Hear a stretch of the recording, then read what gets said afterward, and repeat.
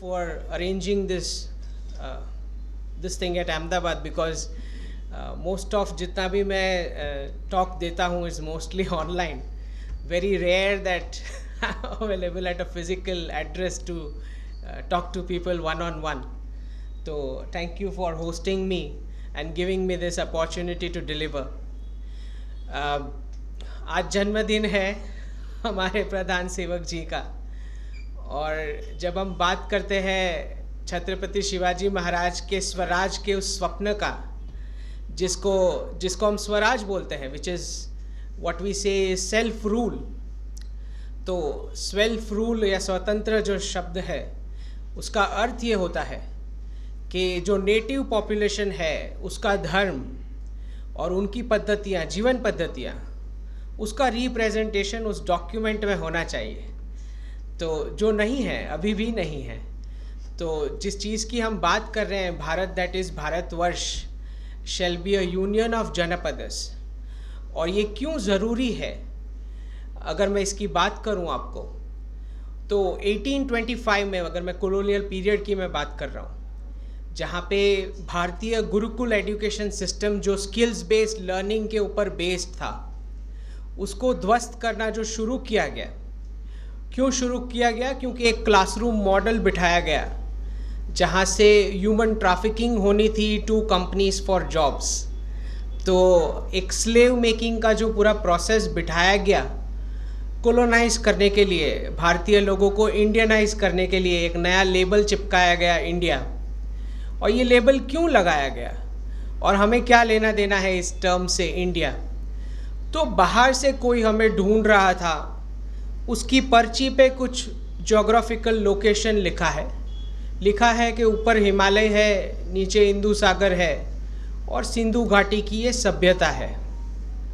तो चाहे उनका लैंग्वेज का प्रॉब्लम हो, उनकी स्पीच में प्रॉब्लम हो, जो भी है, उन्होंने एड्रेस को हमारा नाम बना के लेबल चिपका के चले गए। हमारे जो पूर्वजों ने हमारा नाम रखा, विच इज़ भारत।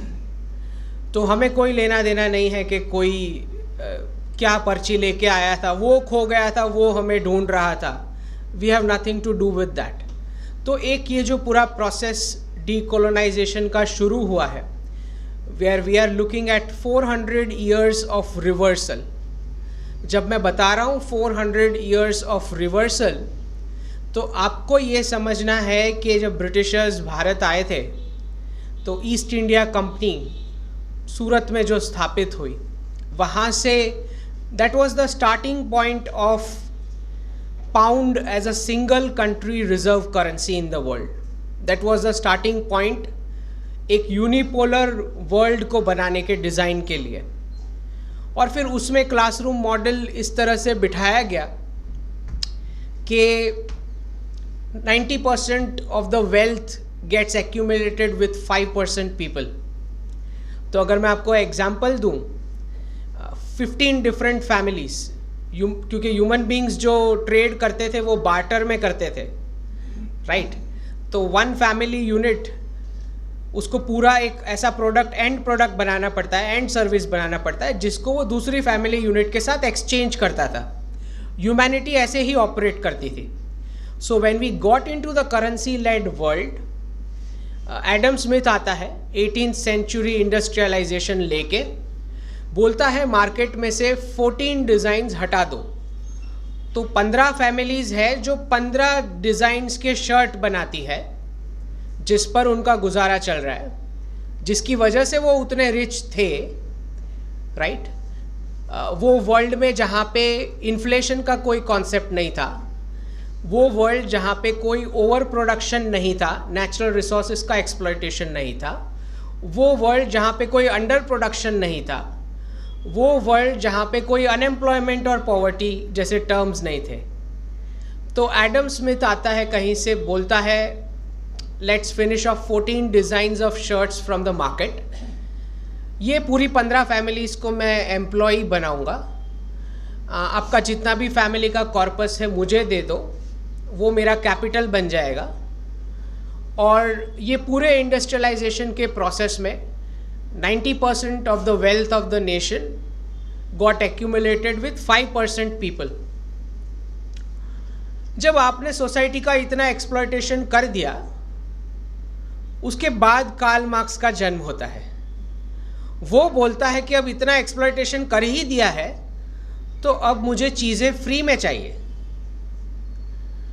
तो आप और हम जब पॉलिटिशियंस को देखते हैं जो फ्रीबीज डिक्लेयर करते हैं, कम्युनिस्ट आइडियोलॉजी लेके बोलते हैं ये फ्री देंगे वो फ्री देंगे, हमको लगता है कि गलत बातें कर रहे हैं। लेकिन हमें समझना है कि पहले हमने सोसाइटी का एक्सप्लॉयटेशन होने दिया। पहले 90% वेल्थ को 5% के लोगों की जेब में एक्यूमुलेट होने दिया।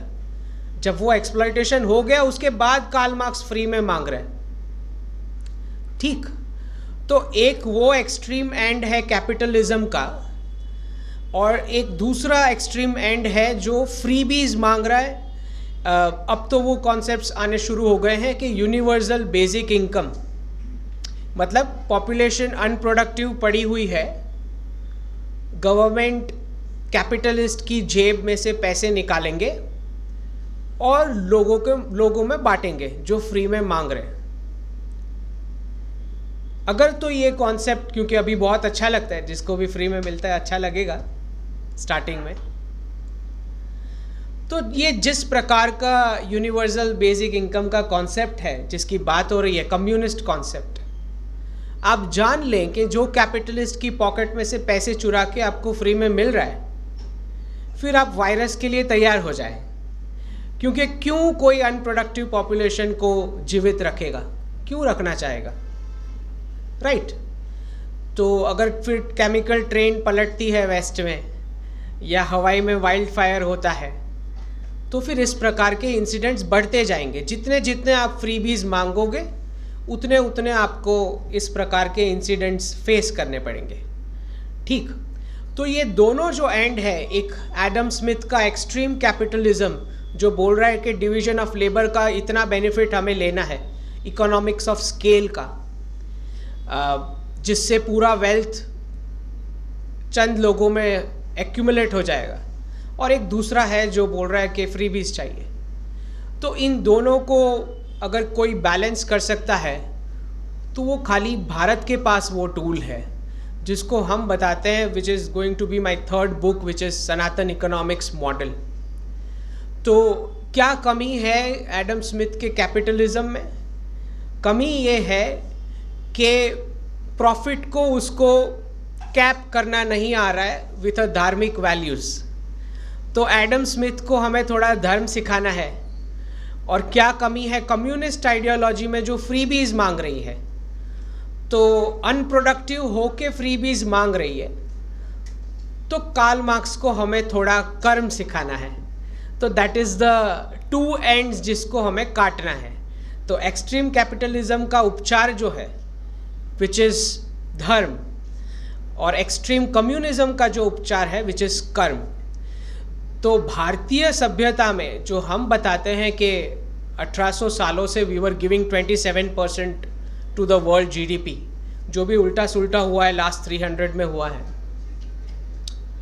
So this was based on that family unit economics model, जहाँ पे सबकी फैमिली मेम्बर्स की इनकम कंसोलिडेट होती है और एक्सपेंस जो होता है वो डिस्ट्रीब्यूट होता है, पर मेंबर मिनिमम आएगा जितने ज़्यादा फैमिली मेम्बर्स होंगे, राइट? तो एडम स्मिथ के कैपिटलिज्म ने जो आउटपुट दिया है वेस्ट में, जहाँ पे लोनलीनेस मिनिस्ट्रीज होना शुरू हो गई है, 60% divorce rates, that is the outcome of Adam Smith capitalism.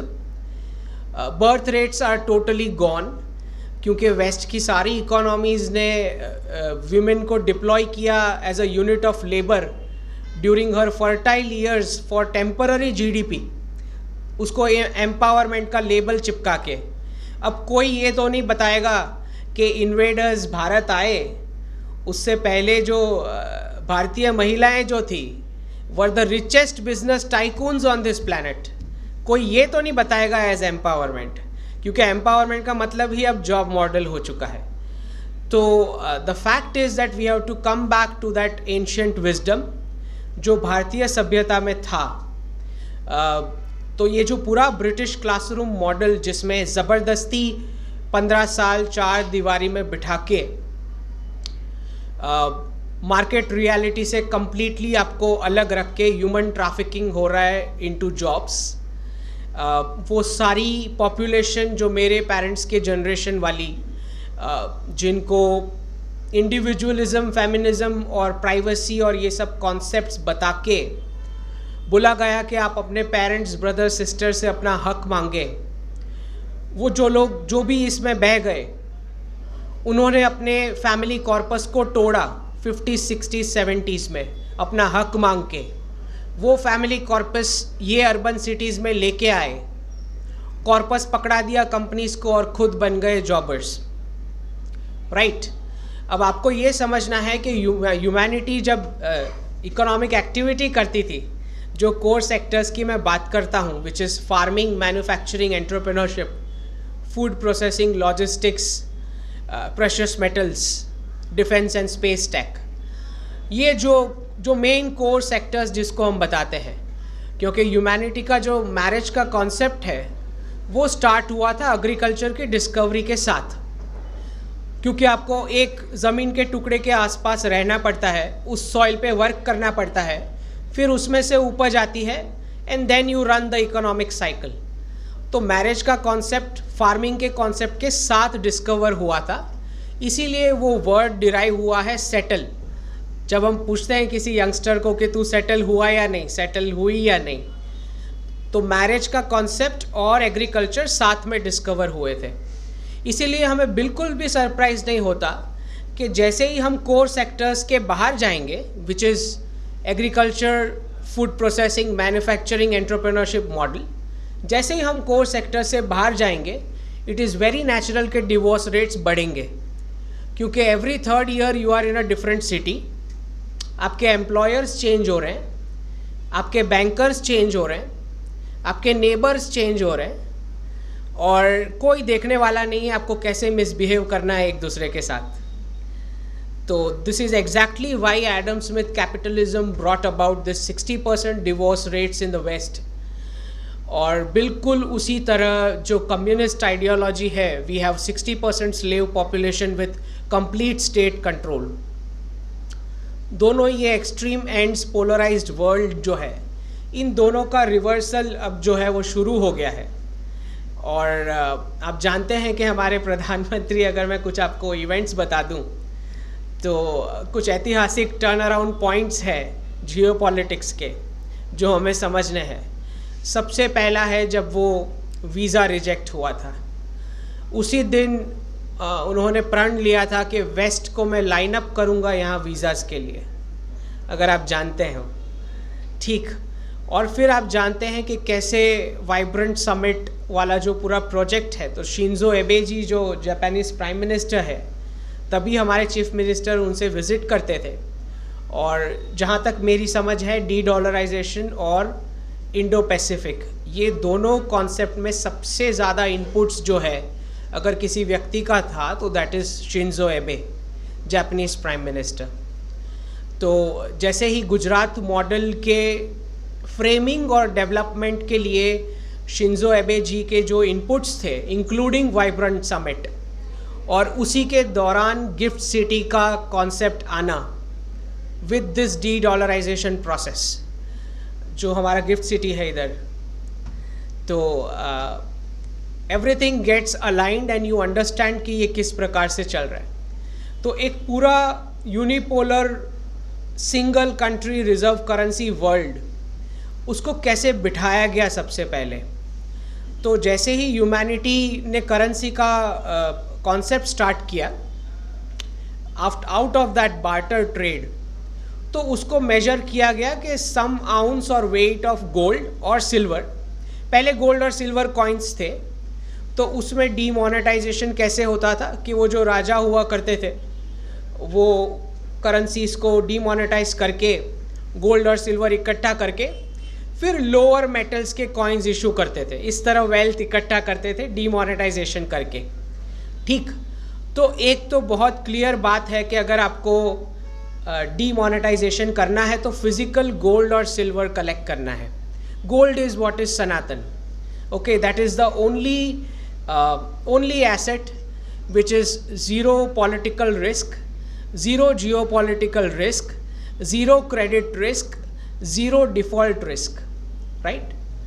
तो जब pound single country reserve currency बना, उसके बाद यूनाइटेड स्टेट्स ने सेकेंड वर्ल्ड वॉर में स्टार्ट करना कलेक्ट किया physical gold in exchange of war supplies to Europe. Second World War में जब पूरा फिजिकल गोल्ड यूनाइटेड स्टेट्स ने इकट्ठा कर लिया, तो फिर पाउंड को हटा के डॉलर बन गया the new reserve currency of the world after the Second World War. तो प्रोसेस बहुत सिंपल है। If you want to change the reserve currency, you have to accumulate physical gold, simple. Now after the Second World War पूरा एक dollarisation का process start हुआ। अगर मैं आपको एग्जांपल दे दूं, सपोज़ 5 फ्रेंड्स हैं, खाना खाने जाते हैं, उसमें से एक अमेरिका वाला है, वो बोल रहा है एक काम करते हैं, अपने सारे बिल्स जो हैं US डॉलर में पे करेंगे, होटल का बिल। तो बाकी के फ्रेंड्स खुश हो गए कि भाई ये पे कर रहा है, करने दो इसको होटल का बिल।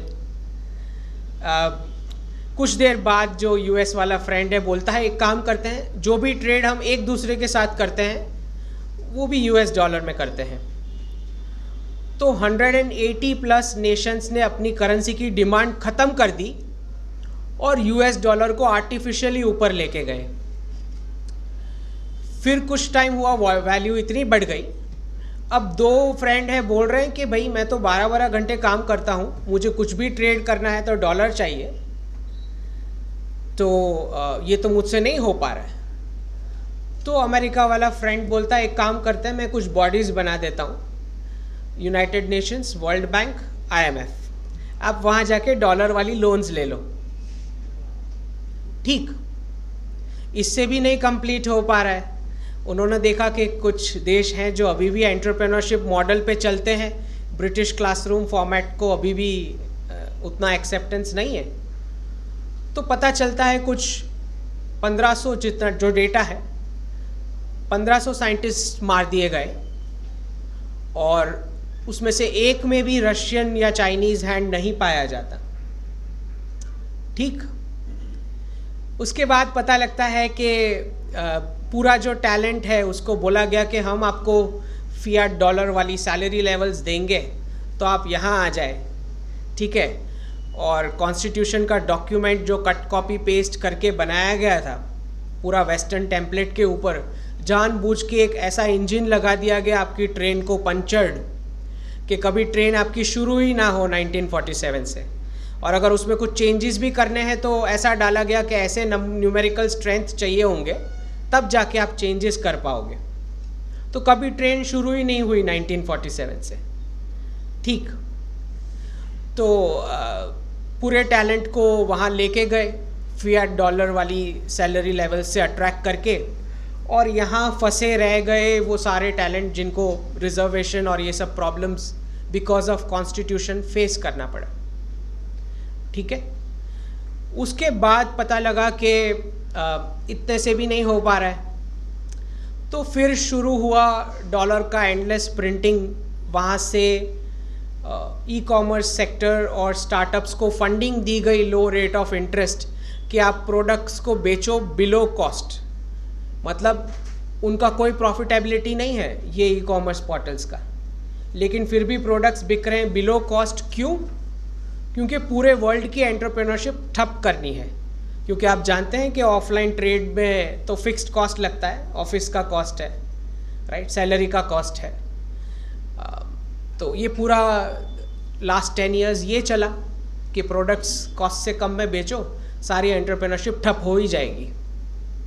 तो ये इस प्रकार से जितनी भी बदमाशियाँ हुई है उसी का रिवर्सल प्रोसेस जो बिगिन हुआ है। सबसे पहले जो डॉलराइजेशन का प्रोसेस स्टार्ट हुआ 1973 में पेट्रो डॉलर से। तो 1973 के पेट्रो डॉलर से पहले भारत में एक भी ब्लैक बुर्का नहीं था। मैं आपको खाली फैक्ट बता रहा हूँ, एक भी ब्लैक बुर्का भारत में नहीं था 1973 के पेट्रो डॉलर से पहले। एक भी भारतीय सिटीज़ या स्टेट्स की दोनों साइड की प्रॉपर्टीज़ किसी एक कम्युनिटी के पास 1973 से पहले नहीं थी। तो पूरा एक रेडिकलाइजेशन का प्रोसेस जिसमें 2 बकेट्स बनाए गए। एक बकेट ऑफ नेशंस को बोला गया कि तेरा बाजू वाला जो कंट्री है वो बदमाश है, उसको हम सैंक्शन करेंगे, तो बाय डिफ़ॉल्ट आपको यूएस डॉलर के साथ कंटिन्यू करना पड़ेगा। तो आपको बिल्कुल सरप्राइज़ नहीं होता है कि रशिया की बॉर्डर पे चाइनीज़ खड़े हैं, चाइना की बॉर्डर पे भारतीय खड़े हैं, भारत की बॉर्डर पे पाकिस्तानी खड़े हैं, पाकिस्तान की बॉर्डर पे अफ़गानिस्तानी खड़े हैं। तो हर एक देश को बोला गया कि तेरा बाजू वाला चोर है, उसको हम सैंक्शन करने वाले हैं और आप कंटिन्यू करो विद द यूएस डॉलर। तो एक बकेट ऑफ नेशंस को डॉलर्स और आर्म्स मिला, दूसरे बकेट ऑफ नेशंस को सैंक्शन मिला। इस तरह से लास्ट 50 ईयर्स चला है। और जितना भी सोशलिस्ट बेनिफिट प्रिंट होता है वहाँ पे, एंडलेस प्रिंटिंग ऑफ करेंसी। कोई भी इकोनॉमिक प्रॉब्लम है, endless printing of currency, that is the only solution. तो पूरी वेस्टर्न फैमिली इंस्टीट्यूशन को तबाह कर दिया गया प्रिंट कर करके। पेरेंट्स को बोला गया कि आप बच्चों को निकाल दो घर से बाहर, we will take care of your Medicare, social benefits and everything, dollar छाप के। बच्चे भी निकल लिए क्योंकि उनको भी लो रेट ऑफ इंटरेस्ट में लोन मिल रही है डॉलर्स छाप छाप के। तो पूरा फैमिली इंस्टीट्यूशन वेस्ट में तबाह कर दिया गया इस तरह के कैपिटलिज्म में, जहाँ पे पेरेंट्स को बोला गया कि फादर का रोल डॉलर निभाएगा, हस्बैंड को बोला गया वाइफ का रोल डॉलर निभाएगा, एवरीथिंग इज़ कमर्शलाइज्ड। और इस प्रकार के डिस्ट्रक्शन के बाद जब 2008 का क्राइसिस हुआ तो वापस नया बंच छापा गया। लेकिन इस बार क्या अलग हुआ, इस बार जो डॉलर छापा गया उसका इन्फ्लेशन जो रेस्ट ऑफ द वर्ल्ड के ऊपर पास ऑन किया गया, उसके अंदर मिडिल ईस्ट की गवर्नमेंट्स फूड इन्फ्लेशन की वजह से गिरना शुरू हो गई, जिसको हम बताते हैं अरब स्प्रिंग ऑफ 2011। इस बार पहली बार मिडिल ईस्ट को ये बात समझ में आई कि सिर्फ और सिर्फ यूएस डॉलर चलाने के लिए हमने पूरा इंडियन सब कॉन्टिनेंट रेडिकलाइज किया, मिडिल ईस्ट रेडिकलाइज किया, और हमारा आधा क्रूड ऑयल वेल्थ इसके ऊपर खर्च हो चुका है। और हमारे पास अब आधा क्रूड ऑयल स्टॉक बचा है और बाकी का इकोनॉमिक्स तो हमें आता ही नहीं है because of that religious doctrine. तो जब ये क्रूड ऑयल का रिक्वायरमेंट ख़त्म हो जाएगा तो हम तो वापस ऊंट पे चले जाएंगे, और पाकिस्तान का हाल तो वो देख ही रहे। तो जब मिडिल ईस्ट को ये बात समझ आई कि डी डॉलराइजेशन इतना इम्पॉर्टेंट है और उसी के साथ डी रेडिकलाइजेशन इतना इम्पॉर्टेंट है, और एग्जैक्टली वही स्वीट स्पॉट था जब भारत में नए प्रधानमंत्री आते हैं 2014 में। तो उनको मिल गया एक इंटरनेशनल पार्टनर जो हेल्प करेगा उस थीम के ऊपर, de dollarisation, de radicalisation, de colonisation, de missionarisation, de communism. तो यूएई के प्रिंस आते हैं सबसे पहले, यहाँ आके क्या देखते हैं कि इनटॉलरेंस वाला डिबेट चल रहा है भारत में, 2015 की बात कर रहा हूँ। वापस जाते हैं यूएई और शुरू करते हैं टॉलरेंस मिनिस्ट्री यूएई में, ठीक। तो यहाँ से पूरा डी रेडिकलाइजेशन का प्रोसेस शुरू होता है मिडिल ईस्ट का। सिलेक्ट किया गया भारतीय योग, आयुर्वेद और भारतीय मंदिर। उन्होंने देखा कि अमेरिका कैसे डी रेडिकलाइज करता है ऊपर से बॉम्बर्स उड़ा के, उन्होंने देखा रशिया कैसे डी रेडिकलाइज करता है, उन्होंने देखा चाइना कैसे डी रेडिकलाइज करता है उइगर मुस्लिम्स की बॉडीज़ में से ऑर्गन्स निकाल के। तो उनको लगा कि भारत सेफ है, इनकी पद्धति ज़्यादा अच्छी लग रही है, मंदिर, योग और आयुर्वेद वाली। तो यहाँ से जाते हैं, उनके प्रिंस को भेजते हैं अक्षरधाम टेम्पल दिल्ली में, और वहाँ डिसीजन लिया जाता है कि अब हम पूरे मिडिल ईस्ट को डी रेडिकलाइज करेंगे और डी डॉलराइज करेंगे। तो वहाँ से फिर मंदिर की शुरुआत होती है मिडिल ईस्ट में। तो एक जो मैंने प्रेडिक्शन दिया है कि UAE will be the first Hindu country, Saudi Arabia will be a Jewish majority and Iran will be a Christian majority by 2040. तो उसी का ये पूरा प्रोसेस है, dedollarisation equal to deradicalisation. तो चाइना और रशिया को कोई क्ल्यू नहीं है, हमारे प्रधानमंत्री जो हैं स्टार्ट कर देते हैं प्रोसेस। आप जानते हैं रुपए और यूपीआई कार्ड्स वाला कैसे हर जगह सारी कंट्रीज़ में प्रोसेस स्टार्ट हुआ। उसके बाद भारत ने बोल दिया कि एक भी मल्टीलैटरल ट्रेड पैक्ट हम साइन नहीं करेंगे, क्योंकि सारे जितने भी मल्टीलैटरल ट्रेड पैक्ट होता है वहाँ डॉलर बाय डिफ़ॉल्ट बैठ जाता है, क्योंकि 2 से ज़्यादा कंट्रीज़ हैं। तो सारी कंट्रीज़ को बोला गया कि एक एक कंट्री लाइन में आएंगे, एक एक कंट्री के साथ हम नेगोशिएट करेंगे फ्री ट्रेड अग्रीमेंट, नो मोर मल्टीलैटरल ट्रेड पैक्ट्स। ठीक है, तो वहाँ से शुरू होता है। और फिर सबसे पहले प्रधानमंत्री ने ट्राई किया गोल्ड मोनेटाइजेशन स्कीम, क्योंकि उन्होंने पाया कि भारतीयों के पास इतना गोल्ड है जो पूरे प्लैनेट की सेंट्रल बैंक्स का पुट टुगेदर करो उससे भी ज़्यादा है। तो अगर डी डॉलराइजेशन करना है तो पहले let's start with the citizens. तो क्योंकि हमारा सनातन विजडम है कोई गोल्ड से अलग नहीं होगा, तो किसी ने नहीं दिया और वो स्कीम नहीं वर्क की।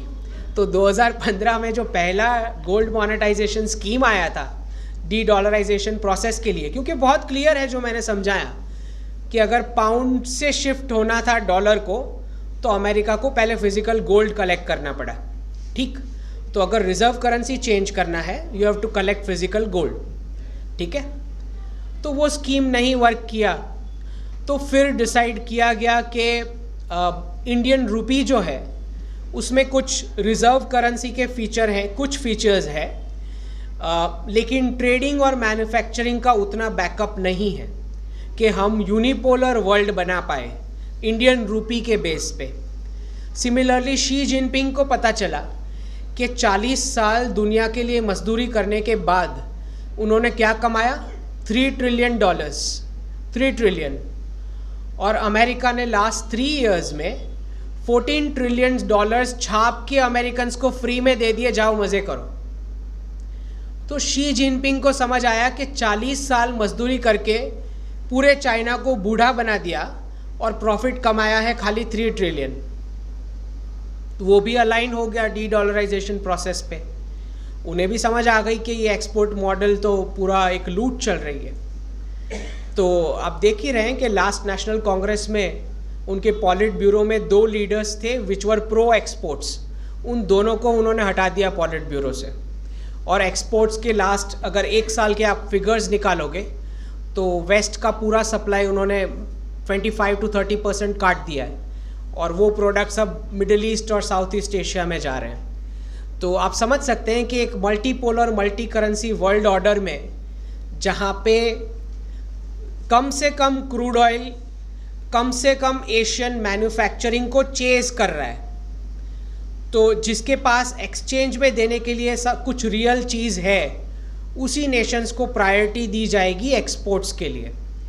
तो शी जिनपिंग के लिए अब ये कंपलसरी हो चुका है कि जितनी भी मैन्युफैक्चरिंग की ओवर कैपेसिटी डेवलप हो गई थी अब उसको वो काटनी पड़ेगी अगर फेयर डील चाहिए तो। ठीक, तो उसी के चलते हम देख रहे हैं कि जितने भी एंटिटीज़ यहाँ पे, जितनी भी वेस्टर्न कंपनीज़, अगर आपने नोट किया हो तो सारे वेस्टर्न कंपनीज़ के लीडर्स आते हैं, प्राइम मिनिस्टर से मिलते हैं, उनको बताया जाता है कि आपको इंडिया बिजनेस हेड को साथ में लेके आना है। फिर मीटिंग के बाद इंडिया प्लान्स अनाउंस होते हैं ऑपरेशंस के, फिर वहाँ जाके वो ऑफिस वेकेट करते हैं और ले ऑफ्स अनाउंस करते हैं। तो आप समझ सकते हैं क्या चल रहा है। तो जितनी भी वेस्टर्न कंपनीज़ हैं जिनको समझ में आ रही है कि फाइनेंशियल रीसेट बहुत करीब है, 2025 के यूके इलेक्शंस के बाद जिसका डिस्कशन आना शुरू हो जाएगा, उनको दिख रहा है कि उनका वेल्थ वाइप आउट होने वाला है, क्योंकि 180 नेशंस जो है they will pull out from the western valuations. ठीक है, when they are not operating in dollar trade, जैसे जैसे बायलैटरल ट्रेड शिफ्ट होते जा रहे हैं आउटसाइड द डॉलर। ठीक, तो ये सारी कंपनीज अब हड़बड़ाहट में है कि जल्द से जल्द हमको भारतीय इकोनॉमी में अकोमोडेट करो कैसे भी करके। तो वो देख रहे हैं कि उनके वैल्यूएशंस वाइप आउट होंगे। तो जो जितनी भी टॉप कंपनीज़ हैं वो गिफ्ट सिटी में यहाँ पे इंडेक्स में लिस्ट करवा रहे हैं अपने स्टॉक्स। और एक क्लियर ट्रांजिशन आपको दिखेगा वेस्टर्न कंपनीज का from a white leadership to an NRI. And by 2030 what I am seeing is by 2030 all the western companies, the major ones जिनको सर्वाइव करना है मल्टीपोलर वर्ल्ड ऑर्डर, उन सबका top management will be a resident Indian, भारतीय. तो ये जो पूरा थीम है, जिनको भी सर्वाइव करना है, ये this are not normal changes that you are seeing worldwide geopolitically. अगर सारी कंपनीज के टॉप मैनेजमेंट चेंज हो रहे हैं to a NRI, so from a white to an NRI and then to a resident Indian, जिनको भी survive करना है. अब जिनको समझना है कि क्योंकि पूरा ये सर्विसेज सेक्टर बिल्ड किया गया था with the British classroom format, supply of labourer from classroom to companies, उसके सपोर्ट के लिए सिंगल कंट्री रिजर्व करेंसी थी. तो जैसे ही जब हम जाएंगे मल्टी करेंसी वर्ल्ड ऑर्डर में, तो सर्विसेज सेक्टर को बहुत नेचुरल है कि थोड़ा हिट लगेगा. ठीक, तो हमें जो हमारा नेक्स्ट जनरेशन है, जो एक चक्रवर्ती भारत 2047 का विजन जो हम लेके चलते हैं, तो उसको हमें एम्पावर करना पड़ेगा फॉर एन एंटरप्रेन्योरशिप मॉडल. और बहुत ही नेचुरल है कि ब्रिटिश क्लासरूम फॉर्मेट से अब पूरा रीवैम्प होगा, क्योंकि आप देख रहे हैं वेस्ट में जैसे IT सेक्टर का पूरा ले ऑफ, उसके बाद वेस्ट में आपको दिखेगा बैंकिंग सेक्टर का ले ऑफ, उसके बाद कंसल्टिंग और इन्वेस्टमेंट सेक्टर का ले ऑफ, और उसके बाद जो है एजुकेशन सेक्टर को पूछा जाएगा कि जब इतने नंबर्स ही नहीं हैं आपके पास जॉब के, तो आप किस वजह से 15 साल तक 4 दीवारी में सबको कैद कर रहे हो. तो फिर स्टार्ट होगा एजुकेशन सेक्टर का रिवैम्प, वही गुरुकुल्स बेस्ड, अगर आप बोलें स्किल्स बेस्ड एजुकेशन फॉर्मेट, जहाँ पे स्टूडेंट्स को ऑप्शन दिया जाएगा कि आप 3 to 4 months a year physical classroom education का ऑप्शन आपको चाहिए या नहीं चाहिए. डिजिटल एजुकेशन दे के फ्री, ऑलमोस्ट जो पूरा एक माफिया चल रहा है वो बंद हो जाएगा वर्ल्ड वाइड. एडमिशन से लेके जो भी स्ट्रेस दिए जा रहे हैं पेरेंट्स को या हेफ्टी फीस ली जा रही है, तो ये पूरा रीवैम्प का प्रोसेस जो मैं बताता हूँ कि वही डीकोलोनाइजेशन के वेव में. और हमारे प्रधानमंत्री ने तो बहुत एडवांस में, क्योंकि वो देख ही रहे हैं कि क्या चेंजेस आने वाले हैं, तो उन्होंने रीजनल लैंग्वेजेस का स्टार्ट कर दिया है. तो अभी हमने जो देखा है एनवीडिया का जो डील हुआ है रिलायंस और टाटा के साथ, मैं उसको देखता हूँ as a beginning of the end of the English language as the operational language in the world. ये शुरुआत हो चुकी है डीकोलोनाइजेशन के उस प्रोसेस की, जहाँ पे वापस भारतीय जो लैंग्वेजेस है उसका रिवाइवल बिगिन होगा. क्योंकि क्वेश्चन ये आता है कि English is the operating language, तो उसके सॉल्यूशन में यही है कि ऑपरेशंस में चेंज करना पड़ेगा लैंग्वेज. तो आई थिंक वहीं से स्टार्ट होगा. And you should not be surprised अगर वही मीडिया पोर्टल्स जो भारतीयों को लास्ट 50 ईयर्स में अलग अलग प्रकार से डीमोरलाइज करते थे टाइटल्स देके, Hindu rate of growth etcetera etcetera, आपको बिल्कुल सरप्राइज नहीं होना चाहिए अगर वही न्यूयॉर्क टाइम्स और वॉशिंगटन पोस्ट 2 साल बाद सनातन पे लिखना शुरू कर दें. डोंट बी सरप्राइज्ड, क्योंकि जैसे ही इकोनॉमिक क्राइसिस वेस्ट में पीक पे होगा, ये सारे बच्चे अपने पेरेंट्स के घर पे वापस आने वाले हैं, क्योंकि EMI पे नहीं कर पाएंगे. जी बिल्कुल, तो वेस्ट में यही होना है. और उसके बाद जब बच्चे घर आ जाएंगे तो फिर पेरेंट्स को बोलेंगे कि ये जो मैरिज का आपका अब्राहमिक कॉन्सेप्ट है, पीस ऑफ पेपर, ये नहीं चलेगा, आपको साथ में रहना ही पड़ेगा. तो वही है जो Sanatan wisdom which is family unit entrepreneurship model. ठीक है, तो उसी में ये डीकोलोनाइजेशन के वेव में हम देखेंगे कि कैसे सारे वेस्टर्न इंडेक्सेस चेंज हो जाएंगे. ब्रिक्स प्लस में जैसे आपने देखा कि यूनिवर्सिटी की नई रैंकिंग आने वाली है, क्योंकि बहुत सारे पेरेंट्स, क्योंकि एक पूरा वेस्टर्न डिल्यूजन है कि वहाँ तो हमें ये बेनिफिट्स मिलते हैं, क्योंकि लोगों को पता नहीं है कि रिजर्व करेंसी फॉर्मेट की वजह से आपकी पॉकेट में से वो लोग मज़े कर रहे हैं, उनको पता नहीं है। सो दे थिंक कि अच्छा वहाँ की गवर्नमेंट ये देती है वो देती है। जो तो देने लेने वाला जो प्रिंटिंग मशीन है उनका वो ठप होने जा रहा है।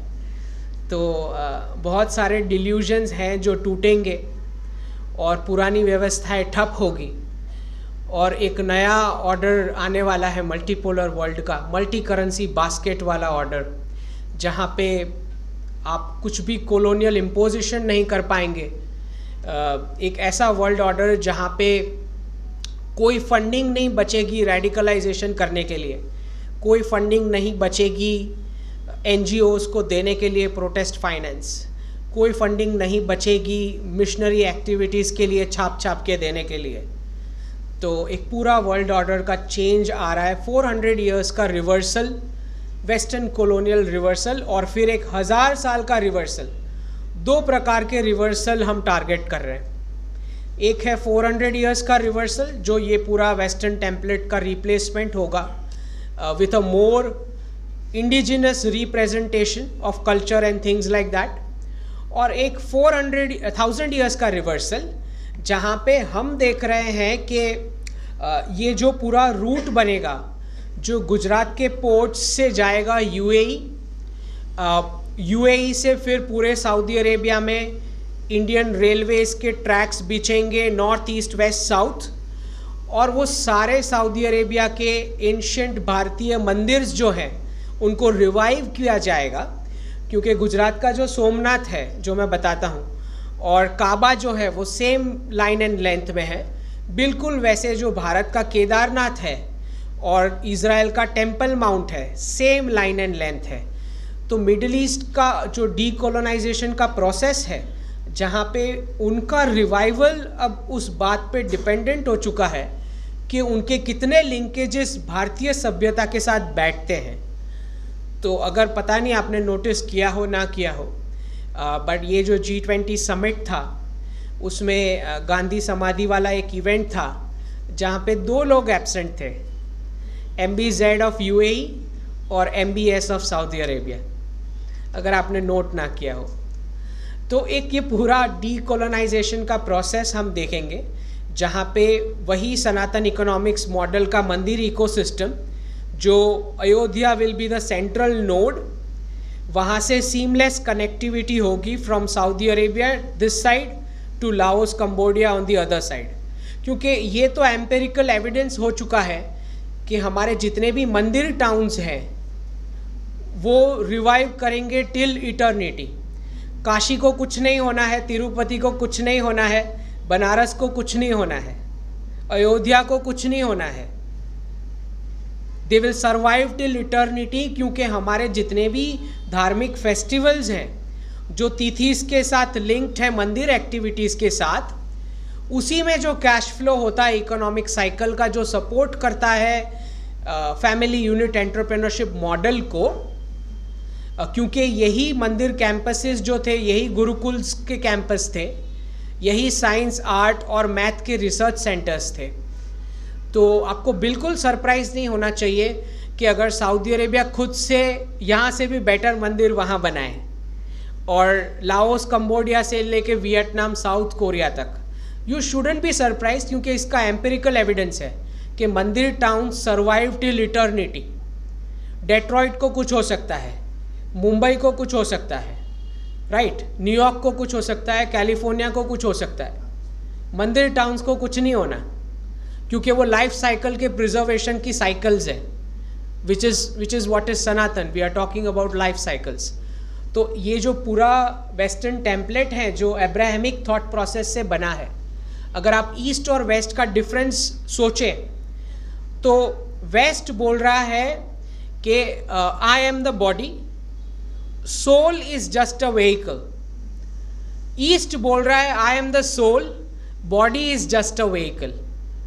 तो वेस्ट का जो प्रॉब्लम है रिलीजियस प्रॉब्लम, जिसकी वजह से ये पूरी इकोनॉमिक्स की थियोरी उनकी one life consumption based model पे बना दी गई, उनको अब समझ में आ रहा है कि life cycle is the wisdom. I am not the body, I am the soul, body is just a vehicle. अगर आप ये सोच रहे हैं कि यू आर द बॉडी, तो फिर जो क्लैशेस वर्ल्ड वाइड चल रहे हैं नेचुरल रिसोर्सेज के लिए, क्योंकि आपको ज़्यादा से ज़्यादा कंज्यूम करना है, पूरा वर्ल्ड आप ही के कंजम्पशन के लिए बना है, ये उनका थॉट प्रोसेस है, ये हमारा थॉट प्रोसेस नहीं है। हम बता रहे हैं we are the soul, body is just a vehicle, वापस इसी प्लैनेट पे आना है, राइट। तो इसी को हम सस्टेनेबल, अलग अलग टर्म्स में वो लोग बोलेंगे सस्टेनेबल डेवलपमेंट गोल्स, हम बोलेंगे Sanatan, it's one and the same basically. तो पूरा एक लाइफ साइकिल के प्रिजर्वेशन की बात हो रही है। तो पूरा इकोनॉमिक्स मॉडल जो है वो भी इसी विजडम के बेस पे होना चाहिए, ना कि एक्सट्रीम कैपिटलिज्म या एक्सट्रीम कम्युनिज्म। तो ये पूरा जो जियोपॉलिटिकल चेंजेस हम देख रहे हैं, and you shouldn't be surprised कि अगर वो सारी सिटीज़, चाहे वो न्यूयॉर्क हो, कैलिफोर्निया हो, बीजिंग और शंघाई में भी प्रॉब्लम है क्योंकि वो एक्सपोर्ट मॉडल के ऊपर बेस था, उन्होंने अपना पूरा बर्थ रेट्स खो चुके हैं। यूएस का पूरा बर्थ रेट्स जा चुका है बाय डिप्लॉइंग, जो मैंने बताया, women as a unit of labour for temporary GDP, पूरा बर्थ रेट्स जा चुका है। यूरोपियन यूनियन का बर्थ रेट्स जा चुका है। चाइनीज़ सिंगल चाइल्ड पॉलिसी करके बर्थ रेट्स जा चुका है, एज हो चुके हैं। जापनीज़ पूरे एज हो चुके हैं, क्योंकि जिनको समझ में ही नहीं आ रही कि this is not one life, जिनको लाइफ साइकिल का विजडम ही नहीं है। तो जो पूरा वेल्थ ऑफ नेशंस होता है वो हमेशा पास ऑन होता है by inheritance through a family unit. अगर वो पास ऑन ही नहीं होना है तो there is no survival for the civilisation. उनको समझ ही नहीं है उस कॉन्सेप्ट की जिसको हम लिविंग सिविलाइजेशन या सनातन बोलते हैं, जिनको जीना ही नहीं है एक साइकिल के बाद। तो वो सारे टेम्पलेट्स अब धीरे धीरे कोलैप्स होंगे with the end of this single country reserve currency model. तो मुझे ताज्जुब नहीं होता कि जिस प्रकार की टर्मिनोलॉजी वहाँ यूज़ होती हैं लोगों को गुमराह करने के लिए। जब सबसे पहला डी डॉलराइजेशन हुआ था यूरो करेंसी का, यूरो करेंसी लॉन्च हुई थी 1999 में, तो उसको डी डॉलराइजेशन ना बोलते हुए उन्होंने बोला .com क्रैश, जो 2002 में हुआ, क्योंकि आईटी सेक्टर का बर्थ ही फियाट डॉलर के साथ हुआ था। तो इट इज़ वेरी ऑब्वियस 2002 में आईटी सेक्टर के 78% वैल्यूएशंस पूरे गए। That was nothing but the dedollarisation by the euro currency launched by Europe. तो अब ये जो चल रहा है, this is the final dedollarisation process going on. तो आप समझ ही सकते हैं कि जो भी आर्टिफिशियल सेक्टर पुश किए गए थे, आर्टिफिशियल पे स्केल दिए गए थे, वो सब अब डाइल्यूट होंगे। ठीक, तो this is the macro changes we are looking forward to. जो ग्लोबल फोर्सेस की हम बात कर रहे हैं, फाइनेंशियल रीसेट की, उसमें से जो मुझे समझ में आता है, द डीप स्टेट जिसकी बात होती है, जो सारे डिसीजंस लेता है कि क्या करना है, तो ये जो डीप स्टेट होता है उसको आप विश अवे नहीं कर सकते, उसको आप न्यूट्रलाइज या एलिमिनेट भी नहीं कर सकते, उसको आपको लर्न ही करना है कि कैसे मैनेज करना है। तो ये जो डीप स्टेट होता है वो कंट्रीज़ को ट्रीट करता है as a portfolio for profits. तो उन्होंने यूके को डंप किया और यूएस को सिलेक्ट किया कब? जब यूके का इंटरेस्ट एक्सपेंस डिफेंस स्पेंडिंग को क्रॉस कर गया। बिल्कुल वैसे आज पोजीशन यूएस की है, उसका इंटरेस्ट एक्सपेंस जो है डिफेंस स्पेंडिंग को क्रॉस कर रहा है, और डीप स्टेट ने भारत को सिलेक्ट किया है as the next global power to be built. ठीक है, तो उनके कुछ तौर तरीके हमें नहीं डाइजेस्ट होंगे जो डीप स्टेट के एलिमेंट्स होते हैं, लेकिन जो मुझे समझ में आ रही है, about 93% of the deep state elements is aligned on the dedollarisation process. खाली 7% सेक्शन है जो जॉर्ज सोरोस वाला जो कबाल है, जो उसको डी डॉलराइजेशन से प्रॉब्लम नहीं है, उसको प्रॉब्लम है कि कोई ब्राउन स्किन वाला वाइट स्किन के ऊपर आके बैठेगा, उसकी दिक्कत ये है। He doesn't have a problem with dedollarisation process, neither has a problem with Bharat being selected as the next power. उसका प्रॉब्लम है वाइट रेसिज्म, कि ये तो हो ही नहीं सकता कि टॉप मैनेजमेंट में कोई रेजिडेंट भारतीय होगा जो इंडिया से ऑपरेट करेगा और वेस्टर्न कैपिटल्स को बताएगा कि क्या पॉलिसी होनी चाहिए। ये डाइजेस्ट नहीं हो रहा। तो वो 7% फैक्शन जिसने अदानी एफपीओ पे अटैक किया, जो मैंने एक वीक पहले ही प्रेडिक्ट कर दिया था एफपीओ अटैक से पहले कि ये होने वाला है, बिकॉज कतर ने स्टेक लिया था क्रेडिट स्यूइस में, और क्रेडिट स्यूइस ने उसी दिन एफपीओ अटैक के दिन पलटी मारी और बोला कि नहीं, ये बॉन्ड बेकार है अदानी का। और बहुत नेचुरल सी चीज़ है कि डीप स्टेट को दो ही चैलेंजेस हैं। भारत को सिलेक्ट किया है, भारत को बिल्ड भी करेंगे एज अ नेक्स्ट पावर। उनको दो चैलेंजेस हैं। एक है, उनको डाइजेस्ट नहीं हो रहा है कि ऐसी कैसे गवर्नमेंट कोई हो सकती है। मतलब उनको लगता है कि या तो कोई हिटलर हो सकता है, नेशनलिस्ट कोई हिटलर है, या तो फिर कोई ऐसा हो सकता है जिसको लिबरल है, जो गवर्नमेंट मतलब पब्लिक जिनको पसंद करती है बिकॉज ऑफ लिबरलिज्म। ये कैसे हो सकता है कि ये एक ही गवर्नमेंट है जो नेशनलिस्ट भी है और लोगों को भी पसंद है। तो उनका जो प्रॉब्लम है कि उनको ये डाइवर्सिटी समझ नहीं आ रही, बिकॉज जहाँ पे भी उन्होंने बदमाशी के या सैबोटाज के ऑपरेशंस किए हैं, वो सारी ज्योग्राफी में उन्होंने पाया कि स्टैंडर्डाइजेशन है, कि किसी को वेपनाइज किया जा सकता है किसी ग्रुप को। ये एक ही ऐसी ज्योग्राफी है जहाँ पे हर 50 किलोमीटर में फूड चेंज हो रहा है, क्लोथिंग चेंज हो रही है, फेस्टिवल चेंज हो रही है। मतलब कैसे मोबिलाइज करें, अगर गवर्नमेंट गिरानी है तो कैसे करें, तो उनको समझ नहीं आ रही। तो ये जो 7% वाले हैं सोरोस लेड फैक्शन, उनको ये दिक्कत है। और उनकी दूसरी चैलेंज ये है कि वो, क्योंकि उन्होंने कभी नहीं देखा कि कॉरपोरेट ऐसी होती है जिसमें फैमिली मेंबर्स मैनेज कर रहे हैं, तो उनको दिक्कत है। अंबानी, अदानी, टाटा, बिरला, इन सब से दिक्कत है उनको कि कैसे फैमिली मेंबर्स में, क्योंकि जब तक फैमिली मेंबर्स कंपनीज के टॉप मैनेजमेंट में होंगे तब तक पूरी फैमिली की रेप्यूटेशन स्टेक पे होती है, और ऐसी कोई भी हरकतें नहीं होगी प्रॉफिट्स के लिए जिससे लोगों को डैमेज हो। तो डीप स्टेट को वो दिक्कत है कि अगर कुछ ऐसी हरकतें करनी है सैबोटाज की, तो जब तक फैमिली मेंबर्स टॉप मैनेजमेंट में है कंपनीज के, तो वो हो नहीं पा रहा है।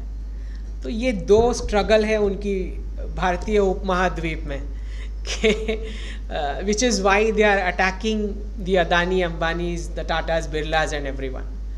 और दिक्कत ये है कि आप जैसे देख सकते हैं कि जब वो हमें ढूंढते हुए आए थे 400 साल पहले, तो सारे पोर्ट सिटीज़ और जो भी एंट्री और एग्ज़िट पॉइंट्स हैं भारतीय हिंदू सागर के, उन्हीं पे कब्ज़ा किया और फिर भारत का कब्ज़ा किया। तो वो क्योंकि उन्होंने हमेशा इकोनॉमिक्स को वेपनाइज किया है, तो उनको डर लग रहा है कि क्योंकि हम अचानक से तो ब्लू वाटर नेवी कहीं से नहीं निकाल पाएंगे, तो एक जो ग्रीन पेपर कंट्रोल वाला अदानी पोर्ट्स का जो कॉन्सेप्ट है, जो उनको दर्द कर रहा है, क्योंकि यही पोर्ट्स जो है, पोर्ट सिटीज़ और पोर्ट कंट्रीज़, जहाँ से पूरा रॉ मटेरियल्स और रिसोर्सेज नेविगेट होता है। और वो देख रहे हैं कि इंडियन ओशन में, चाहे वो श्रीलंका हो, मालदीव्स हो, और अब सऊदी अरेबिया, यूएई, वहाँ हाइफा पोर्ट और फिर आगे ग्रीस के 3 पोर्ट्स।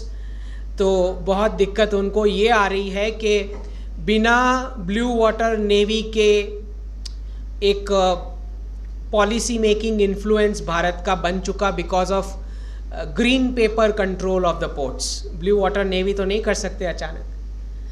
तो दिक्कत उनकी ये है, जितनी भी हमारी कंपनीज़ हैं जिसमें फैमिली मेम्बर्स इन्वॉल्व हैं।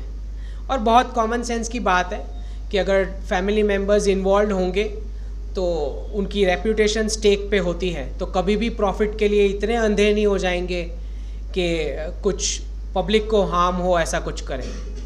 तो जो which is totally against the western template. Western template में ऐसा है कि अभी अभी न्यूज़ आया है, येलो करके उनका एक एंटिटी है जिन्होंने बैंक्रप्सी से पहले उनके CEO, CFO सबने पहले पैसे उठा लिए, फिर बैंक्रप्सी फाइल की।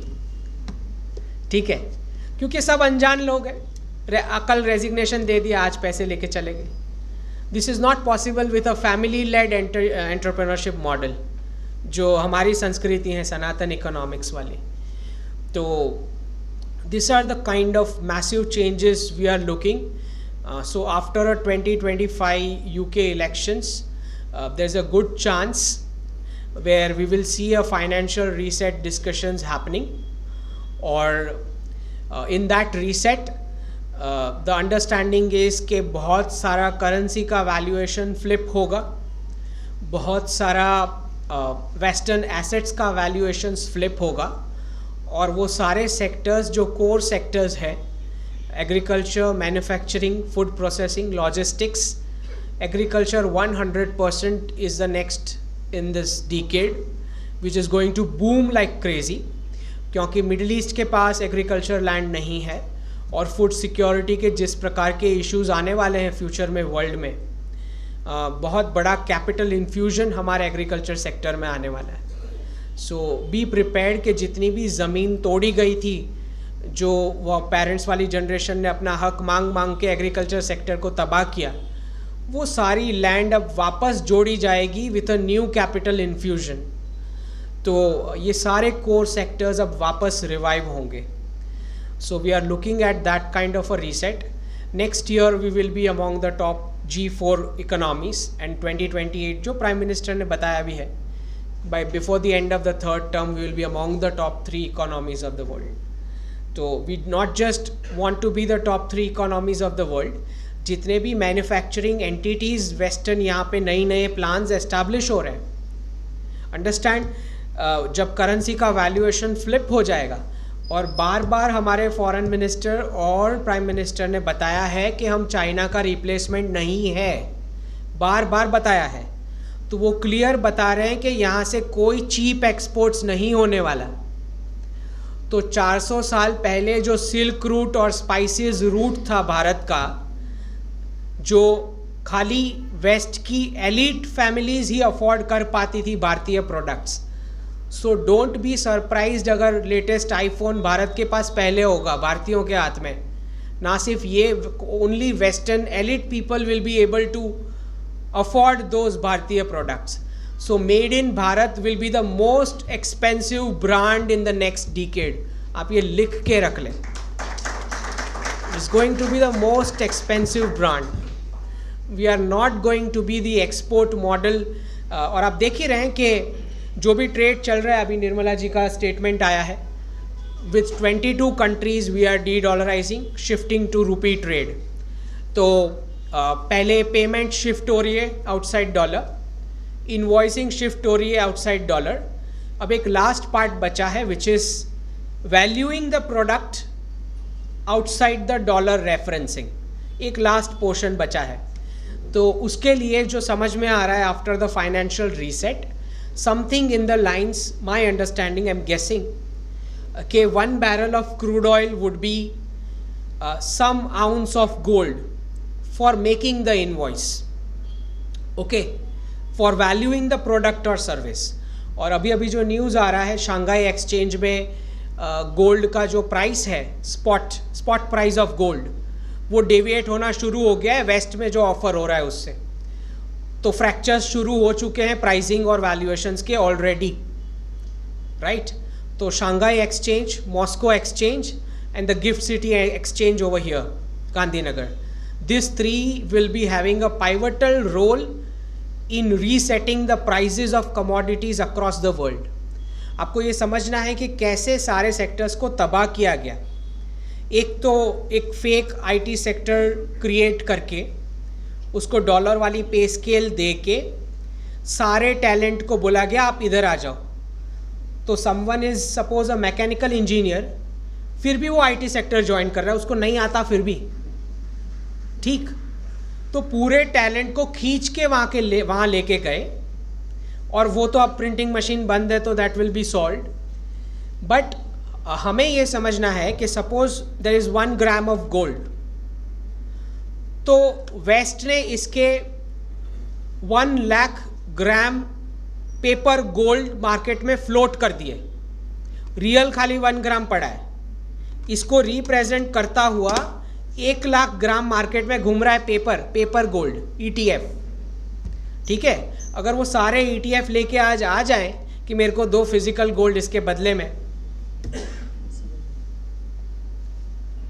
तो सारे सेक्टर्स को इस तरह से तबाह कर दिया गया। Instead of the physical asset valuing itself, the derivatives are valuing the physical asset. तो आपको समझ में आ रहा है कि फार्मर क्यों गरीब है, राइट? क्यों मैन्युफैक्चरिंग वाले को वो नहीं मिल रहा है जो सर्विसेज सेक्टर को पेमेंट मिलता है। This is what is happened. तो जब ये पूरा फ्रैक्चर होके डीग्लोबलाइज होके नया फाइनेंशियल रीसेट होगा, तो कमोडिटीज़ बेस्ड करेंसी का कुछ फॉर्मूला बनेगा, जो मल्टी करेंसी वर्ल्ड ऑर्डर का। So that is exactly where we are heading. और हम बोल रहे हैं कि ना सिर्फ हम कंट्रीज़ को डीकोलोनाइज कर रहे हैं, हम बोल रहे हैं आप UN को भी डीकोलोनाइज करो, वर्ल्ड बैंक को भी डीकोलोनाइज करो और IMF को भी डीकोलोनाइज करो। That is what the prime minister is saying. तो जब उन्होंने नहीं किया ये, तब भी जाके Voice of Global South Summit बुलाई गई, क्योंकि December 22 was the deadline whether Bharat gets the seat on the permanent security council of the UN, जो नहीं हुआ। अगर उनके थोड़ा भी विजडम होता तो वो UK को बोलते कि आप स्टेप डाउन करो, let Bharat enter the seat. नहीं हुआ, तो उसके बाद Voice of Global South Summit बुलाई गई। तय हुआ कि हम अफ्रीकन कॉन्टिनेंट को पूरा रिप्रेजेंटेशन दिलवाएंगे। ब्रिक्स प्लस में अफ्रीकन कॉन्टिनेंट को एंट्री दिलवाई गई। G20 का स्ट्रक्चर चेंज करके G21 कर दिया गया। तो जब भी वर्ल्ड में एक नया बॉस आता है तो ऐसे स्ट्रक्चरल चेंजेस दिखाई पड़ते हैं। ठीक, तो यही हो रहा है। सारे एंटिटीज़ जिनको भी सरवाइव करना है उनको डीकोलोनाइज होना ही पड़ेगा। तो चाहे यूनाइटेड नेशंस हो, वर्ल्ड बैंक हो, IMF हो, उसी के चलते हम देख रहे हैं कि ट्रांजिशन कैसे हो रहा है from a white leadership to an NRI। तो आपने देखा Ajay Banga from World Bank, Geeta Gopinath from IMF। तो ये डीकोलोनाइजेशन का प्रोसेस बिगिन हो चुका है। जिन्होंने भी सर्वाइव करना होगा, this is the only way forward. So this is the kind of deglobalisation. अब हमें ये समझना है कि जो डीप स्टेट आएगा तो it's like a lion, you are riding on a lion. अब आप उसके नीचे नहीं उतर सकते। अब आप नीचे उतर गए तो लायन आपको खा जाएगा। तो अब आपको लायन को राइड करना सीखना पड़ेगा। You have to learn to ride the lion. ठीक है, तो बहुत सारी अपनी वोकिस्ट आइडियाज़ लेके आएगा जो हम देख ही रहे हैं। LGBTQ, ये वो, फेमिनिज़म, इंडिविजुअलिज़म, ये सब चलाएंगे वो। मुझे लगता है कि भारतीय पेरेंटिंग जो है वो अच्छा खासा एंटीडोट है। वो जो फ्लाइंग चप्पल पड़ता है ना, उसमें सारा वोकिज़म निकल जाता है, जो भी थोड़ा बहुत जो भी थोड़ा बहुत पढ़ा हो। तो आई गेस हमारी जितनी भी इंस्टीट्यूशनल मैकेनिज़्म है उनको तैयार रहना पड़ेगा इस प्रकार के अटैक्स के लिए। जो अदानी FPO पे हुआ, कल को कोई दूसरी कंपनी होगी तो कोई बाहर से आके रिपोर्ट, मुझे नहीं लगा वो रिपोर्ट बाहर से बना है। I think some Ahmedabad based child made it, तो जो भी है, बट इस्तेमाल होंगे हमारे भी कुछ एलिमेंट्स, रोग एलिमेंट्स इन सब चीज़ों के लिए। So we got to orient people and be ready for it.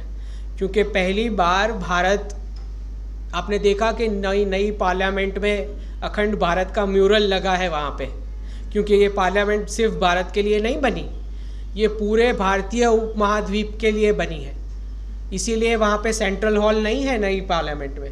कोई फॉरेन लीडर आके एड्रेस करे उसके लिए अलग से हॉल नहीं है।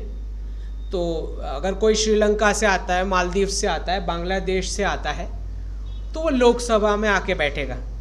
ठीक, तो this is not only for Bharat. और आपने देखा कि डीकोलोनाइजेशन का पूरा जो प्रोसेस है, जो सेंगोल अंदर गया और प्राइम मिनिस्टर पीछे गए, धर्म ने पहले एंट्री ली वहाँ पे। और जिस प्रकार से टर्मिनोलॉजी अब ऑफिशियली जो आर्टिकल 1 में बताता हूँ, Bharat, that is Bharatvarsh shall be a union of जनपदस, नॉट स्टेट्स। क्योंकि स्टेट वाला जो कॉन्सेप्ट है it comes from a western template, जहाँ पे कोई बोलेगा मैं मुस्लिम हूँ, मैं क्रिश्चियन हूँ, मैं तो तमिल हूँ, मेरी लैंग्वेज तेलुगु है, एक्सेट्रा एक्सेट्रा। ये स्टेट वाले कॉन्सेप्ट में आप ये सब कर सकते हो। When you say we are a union of जनपदस, तो मैं बोल रहा हूँ जहाँ भी मेरे सिटीज़न के पैर पड़े वो मेरी ज़मीन है, वहाँ पे आप ये कोई डिफ्रेंशिएशन नहीं कर सकते। तो आर्टिकल 1 जो है वहीं से रिवैम्प होना शुरू होना चाहिए, विच is what I say, Bharat that is Bharatvarsh shall be a union of जनपदस। और आपने देखा कि जो 3 बिल्स आए हैं उसमें टर्मिनोलॉजी चेंज हो ही चुकी है। तो जब वक्त आएगा तब अगर लगता है तो so be it, let there be a new constituent assembly in the next term if that is what is required to solve the permanent जो हम बताते हैं कि पंचर्ड इंजन हमको पकड़ा दिया गया उस डॉक्यूमेंट के नाम पे, जहाँ पे मेरिट वर्क नहीं कर पाया। और फिर पेरेंट्स और सोसाइटी को भी ये नए वर्ल्ड के लिए रेडी होना पड़ेगा। आपको अलाउ करना पड़ेगा कि अपने बच्चे आपके फेल हो, कुछ बिजनेस ट्राई करें और फेल हो। अब पेरेंट्स अपनी सेविंग्स स्टॉक मार्केट में लगाएंगे तो stock market capitalisation is a proof कि आपको दो चीज़ का प्रूफ है ये, कि एजुकेशन सेक्टर पूरा कोलैप्स हो चुका है, आपको अपना बच्चा इन्वेस्ट करने लायक नहीं लगता। That is exactly what it means. अगर पेरेंट्स की सेविंग स्टॉक मार्केट में जा रही है, इसका मतलब है the education sector has already collapsed. मतलब 15-20 साल फिर हुआ क्या उसके ऊपर मेंटल एप्रिसिएशन पैसे लगा के। You are not ready to put money in him, you imagine. So in order to bring that family unit entrepreneurship model, वापस मैं बताता हूँ, I am not saying that women should not be doing any kind of economic activity. I am saying 1000 साल पहले जो भारतीय महिला थी were the richest business tycoons on this planet. मैं उस एम्पावरमेंट की बात कर रहा हूँ। तो जॉब मॉडल जो है British job model, which was it was actually not for a job, it was के क्लासरूम से मैन को पूरा फेमिनाइज करके, क्योंकि 3 घंटे की मेमोरी टेस्ट है जिसको मार्केट के साथ कोई कनेक्शन नहीं है, एब्सोल्युटली नो कनेक्शन। तो उनका ये इंटेंट था कि कोई इंडिपेंडेंस के लिए हमको क्वेश्चन नहीं करेगा, उसके लिए उन्होंने ये बिठाया था। Unfortunately became the classroom format, unfortunately. ठीक, तो ये पूरे डीकॉलोनाइजेशन के वेव में ये पूरा रिवैम्प लगेगा, जहाँ पे parents can put their savings as the seed fund for the startup for their kids, right. तो उसके लिए जो भी एम्पावरमेंट चाहिए, तो एजुकेशन सेक्टर में हमको उस प्रकार के प्रोफेसर्स और टीचर्स देने पड़ेंगे जो खुद मार्केट में अर्न कर सकते हैं, सिर्फ टेक्स्ट बुक पढ़ाने नहीं आए हैं। ठीक, तो ये पूरा रीस्ट्रक्चरिंग देना पड़ेगा। आज कोई स्टूडेंट अगर अपने पेरेंट्स के पास जाके बोलता है कि मेरे पास बिजनेस आइडिया है, तो पेरेंट क्या बोलेगा, तू पहले डिग्री कंप्लीट कर ले। तो आई थिंक स्टेट लेवल पे भी हमें ये एम्पावरमेंट देना पड़ेगा कि अगर तो कोई 5 साल से ज़्यादा बिजनेस चला रहा है, अपना प्रॉफिट कमा रहा है, लोगों को एम्प्लॉय कर रहा है, तो उसको हम इलिटरेट क्यों बुलाएंगे? मतलब क्या हक बनता है कि हम उसको इलिटरेट बोलेंगे? तो मुझे लगता है कि स्टेट का भी ये रोल है कि वो जाएं एंटरप्रेनर्स की जगह पे, उनके स्किल्स को एसेस करें और वहीं पे उनको सर्टिफिकेट दे दें कि you are qualified for, you have this degree, right. तो इस प्रकार की हमें एम्पावरमेंट करनी पड़ेगी, क्योंकि बच्चों को तो यही क्वेश्चन आता है कि तू पहले डिग्री कंप्लीट कर ले। बाय द वे मैं बता दूं कि once we jump to a multipolar multi currency world order, तो कोई भी डिग्री मैं बता रहा हूँ, सच बता रहा हूँ मैं। तो मतलब जो पिछले 50 इयर्स में ये था ना कि मेरे पास ये सर्टिफिकेट है, तो मैं 15-20 साल के लिए तो आई एम श्योर कि मैं कोई ऑफिस में जाके एसी ऑन करके डेस्क पे बैठ जाऊंगा, 12 घंटे क्लॉक घूम जाएगी और 1 तारीख को क्रेडिट हो जाएगा। It's not going to happen. I'm telling you. तो पूरा जो जॉब मॉडल का कॉन्सेप्ट भी चेंज हो जाएगा, जहाँ पे आपको बोलेंगे कि ठीक है 2 months यू हैव वर्कड, अभी 2 week जाके जो लेटेस्ट स्किल है वो लेके आओ. उस प्रकार का जॉब मॉडल में भी उस प्रकार का चेंज आ जाएगा, right. So they would be expecting के रेवेन्यूज़ के साथ आपका में जो मेंटल एप्रिसिएशन है वो हो रहा है टाइम टू टाइम. तो कोई एक पीस ऑफ सर्टिफिकेट से जो लास्ट 50 years में सिंगल कंट्री रिजर्व करेंसी की वजह से वो पॉसिबल था, अब नहीं होगा. So by the end of this decade we are going to see this change. आपके पास कोई भी पेपर है and if you are thinking कि 15-20 साल 30 साल, it won't. So these are the kind of changes we need to prepare entire Bharatiya economy for.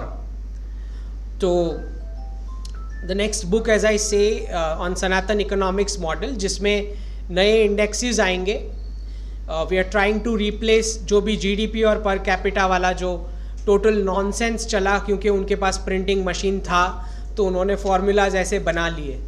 Suppose मैं अगर आपको per capita का example दूँ, अगर पूरा सेंट्रल बैंक का प्रिंटेड करेंसी किसी एक पर्सन के पास होगा तो भी पर कैपिटा का नंबर वही आएगा पूरी कंट्री के लिए. समझ में आया?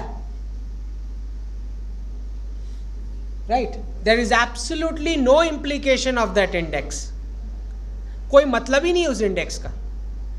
27% of Americans are right now taking loans to buy food.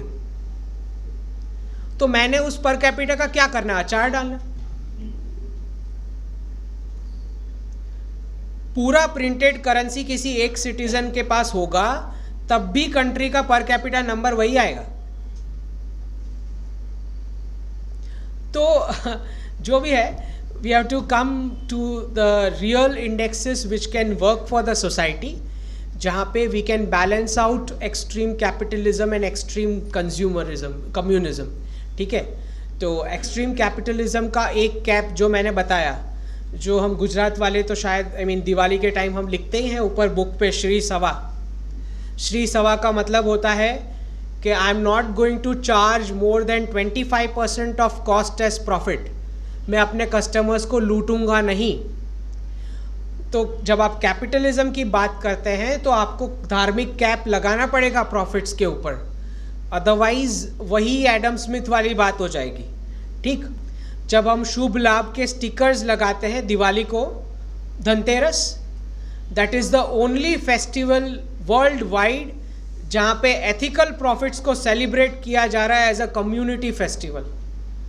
तो हमको तो वो लेक्चर्स की ज़रूरत ही नहीं है एथिक्स इन बिजनेस वाले, राइट. हमारा तो कम्युनिटी फेस्टिवल बोल रहा है शुभ लाभ, right. So we have to come back to those ancient भारतीय concepts. आप समझ सकते हैं कि कितने इंटेलिजेंट रहे होंगे हमारे forefathers. We look like jokers now. So this are the kind of changes. और फिर वो सोसाइटी जहाँ पे बोला जा रहा है अतिथि, मतलब वो बिना तिथि बताए आपके घर आएगा और आपको खाना देना पड़ेगा. तिथि नहीं बताएगा आपको. उस सोसाइटी को सोशलिस्ट फ्रीबीज की ज़रूरत ही नहीं है, जिसमें कम्युनिटी बर्डन ले रही है कि वो भूखे पेट नहीं सोएगा. तो मंदिर में जो फूड मिल रहा है, प्रसाद मिल रहा है, आपको डायरेक्ट फ्रीबी प्रोडक्ट नहीं मिल रहा है. तो आपको बोला जा रहा है कि आपको फिजिकली एम्पावर किया जाएगा विथ मिनिमम फूड. आप जाके वर्क करो और प्रोडक्टिव बनो नेशन के लिए. That is the kind of communism, equality that we are talking about. हम ये नहीं बोल रहे कि किसी के दिमाग पे ब्रेन पे गन लगा के टैक्स कलेक्ट करो और इसको फ्री में दे दो. नो, दैट इज़ नॉट भारतीय कॉन्सेप्ट. ठीक. तो अल्टीमेटली जो मैं बता रहा हूँ, if you want to save ourselves from extreme capitalism and extreme communism, then we have to cut out the extreme capitalism with dharm and cut out the extreme communism with कर्म. तो ये दोनों concepts हमको infuse करने पड़ेंगे दोनों theories में, which is. और ऐसा नहीं था कि एंशिएंट भारत में कोई बड़े बिजनेस नहीं थे. There were huge businesses. लेकिन there was a concept called shreshthi, जैसे अभी कंपनीज में होता है, अब उसको इक्विवेलेंट तो नहीं बोल सकते, बट अभी जो इंडिपेंडेंट डायरेक्टर वाला कॉन्सेप्ट है कंपनीज में, तो एंशियंट भारत में there was a concept called shreshthi. तो समाज में जो श्रेष्ठी है वो ही लीड करेगा ये बड़ी कंपनीज को, ठीक है। तो धार्मिक कैप कैसे लगाना है बिजनेस प्रॉफिट्स के ऊपर एंशियंट भारत को पता था, हमें नहीं पता है अभी, ठीक। So these are the kind of the new balances which, और ये आप एक्सपेक्ट नहीं कर पा रहे हो। मुझे नहीं लगता कि वेस्ट की किसी देशों को आप एक्सपेक्ट करोगे कि वो बताएंगे कि क्या होना चाहिए। फॉरगेट अबाउट इट, वो अभी अभी पैदा हुए हैं, उनको कुछ पता ही नहीं, दे जस्ट बॉर्न, ठीक है। सो दे जस्ट बॉर्न। 300 ईयर्स जो भी कॉलोनियल लूट चली, उसी के ऊपर उन्होंने यूएस, कनाडा और ऑस्ट्रेलिया को खड़ा किया। वो लूट का स्पेंडिंग चला, और उसके बाद रिजर्व करेंसी का मॉडल। अब जाके हाई इंटरेस्ट रेट शुरू हो रहा है, तो अब उनको समझ में आएगा कि what is the value of money. वो एंडलेस प्रिंटिंग, चीप मनी ख़त्म, that printing machine has stopped, right. तो now they will have to understand how to earn money. तो अभी तो वो पैदा हुए हैं, you can't expect any kind of theory और a big concept to come from them. तो ये भारत की रिस्पॉन्सिबिलिटी है कि उनको डायरेक्शन दे। और आपने देखा प्रधानमंत्री ने कैसे आर्टिफिशियल इंटेलिजेंस पे बात की कि उसमें एक एथिकल फ्रेमवर्क लगेगा। अदरवाइज अगर आप मशीन फैक्टर ऑफ प्रोडक्शन को मैन फैक्टर ऑफ प्रोडक्शन के साथ कंपटीशन करवाएंगे, आर्टिफिशियल इंटेलिजेंस कंज्यूम नहीं करेगा प्रोडक्ट्स, चाहे कितना भी हाईटेक हो, right. So man factor of production has to be at the centre of everything. Machine factor of production उसको खाली कॉम्प्लीमेंट करना चाहिए, मैन फैक्टर के साथ कॉम्पीट नहीं करना चाहिए, राइट। तो उसी के बारे में प्राइम मिनिस्टर ने G20 में बात किया कि आर्टिफिशियल इंटेलिजेंस पे लीगल और एथिकल फ्रेमवर्क कुछ बनाना पड़ेगा। So these are the kind of global resets that we are talking about. जय हिंद। उत्कृष्ट वक्तव्य के लिए अंकित जी का धन्यवाद। आपने वैश्विक मामलों और विदेश नीति में बहुत अलग अलग दृष्टिकोण से हम सभी को अवगत कराया एवं समय से पहले हमें महत्वपूर्ण घटनाओं की जानकारी भी दी। और आपके वक्तव्य में आपकी सनातन और देश के प्रति आस्था, निष्ठा और गहन अध्ययन दिख रहा था, जो प्रशंसनीय है। स्वाभाविक है कि इस वक्तव्य के बाद मेरी तरह आप सभी के मन में अनेक प्रश्न उद्भवित हुए होंगे। हम ज़्यादा समय ना गवाते हुए अब प्रश्नोत्तरी की ओर बढ़ेंगे। जिसको वक्ता से प्रश्न पूछना हो वे अपना हाथ ऊपर करेंगे और हमारे कार्यकर्ता आपके पास माइक लेकर आएंगे। आप सभी से अनुरोध है अपना नाम बताना और प्रश्न पूछना। तो कितना संभव हो पाएगा हमारी सरकार के लिए, हमारे लिए, कि उस चीज़ को, वो जो फ्रेमवर्क है, वो फ्रेमवर्क बना के उसको इफेक्टिवली इम्प्लीमेंट करा सके। क्योंकि वेस्टर्न कंट्री की जो माइंडसेट है उससे तो बहुत मुश्किल लग रहा है। So how come it is going to be possible to make such a framework which can restrict them to stop misuse of AI in the coming decades or this century? Because this will probably hamper our this model of entrepreneurship, family-based entrepreneurship, service sector and manufacturing sector. So the kind of predictions Harari has made, it's horrible. It's really frightening. Thank you. So if you see the movements of these elements who call the shots in geopolitics, तो आपको पता चलेगा कि 2001 में उन्होंने ये acronym बनाया था ब्रिक्स का, जो BRIC है, गोल्डमैन सैक्स ने ये इंट्रोड्यूस किया था। तो तभी से उन्होंने डिसाइड कर लिया कि वेस्ट में जो है because of this endless printing of currency, birth rates ख़त्म हो चुके हैं। तो उन्होंने तब से, ये 2 डिकेड से चल रहा है कि जितने भी इलीगल्स हैं उनको वेस्ट की कंट्रीज़ में अंदर डालना, ये पूरा प्रोसेस। तो ये डी-डॉलराइजेशन कोई आज का नहीं है, वो वहीं से स्टार्ट हो गया था, वहीं से वो सिलेक्ट कर लेते हैं क्या करना है आगे। तो पूरा ये 2 डिकेड का प्रोसेस है, और जिसमें मुझे समझ में आ रही है कि जितने भी वाइल्ड एक्सपेरिमेंट्स होने हैं वो वेस्ट में होने हैं, क्योंकि ये भारत जो है ये आखिरी ज्योग्राफी बची है जिसके पास यंग पॉपुलेशन है जो परचेजिंग पावर अर्न कर सकती है और स्पेंड कर सकती है, दोनों। तो कुछ ज्योग्राफीज़ ऐसी हैं जिसके पास परचेजिंग पावर है, कुछ ज्योग्राफीज़ ऐसी हैं जो अर्न कर सकती है, और कुछ ज्योग्राफीज़ ऐसी हैं जो स्पेंड कर सकती है। तो भारत एक ही ऐसा बचा है जो तीनों कर सकता है। तो I think we are safe in that sense. दूसरा पार्ट जो है विच इज़ आर्टिफिशियल इंटेलिजेंस के ऊपर जो एथिकल फ्रेमवर्क बनना चाहिए। I think as long as you have a honest government and honest nationalist leadership, तब तक तो I don't see any kind of western influence या उस प्रकार का एक्सट्रीम इन्फ्लुएंस जो यहाँ पे कुछ दिखेगा। बट अल्टीमेटली जो विस्डम हमें लेना है is from ancient Bharat, which is शास्त्र जो होता है that is for internal security, और शस्त्र जो होता है that is for external security. तो अगर तो आपका करिकुलम और हिस्ट्री सही है जो पढ़ाई जा रही है, तो फिर आपको इंटरनल सिक्योरिटी के लिए वेपन्स इस्तेमाल करने की कोई ज़रूरत नहीं। लेकिन अगर आपका हिस्ट्री और करिकुलम या जहाँ से इंफॉर्मेशन के आउटलेट्स है वो धार्मिक और नेशनलिस्ट नहीं है, तो फिर अनफॉर्चुनेटली आपको इंटरनल सिक्योरिटी के लिए भी शस्त्र का इस्तेमाल करना पड़ रहा है, जो हम कुछ पॉकेट्स में ऑलरेडी हम देख रहे हैं। जैसे अभी आपने देखा कश्मीर में कैसे आर्म ड्रोन्स इस्तेमाल करने पड़े। तो जो भी विजडम है वही एंशिएंट भारत का हमें खोज निकालना है, वहीं पे सब कुछ लिखा हुआ है, वहीं पे सारे रूल्स हैं। तो it's only that we have to dig it and apply it to the contemporary world.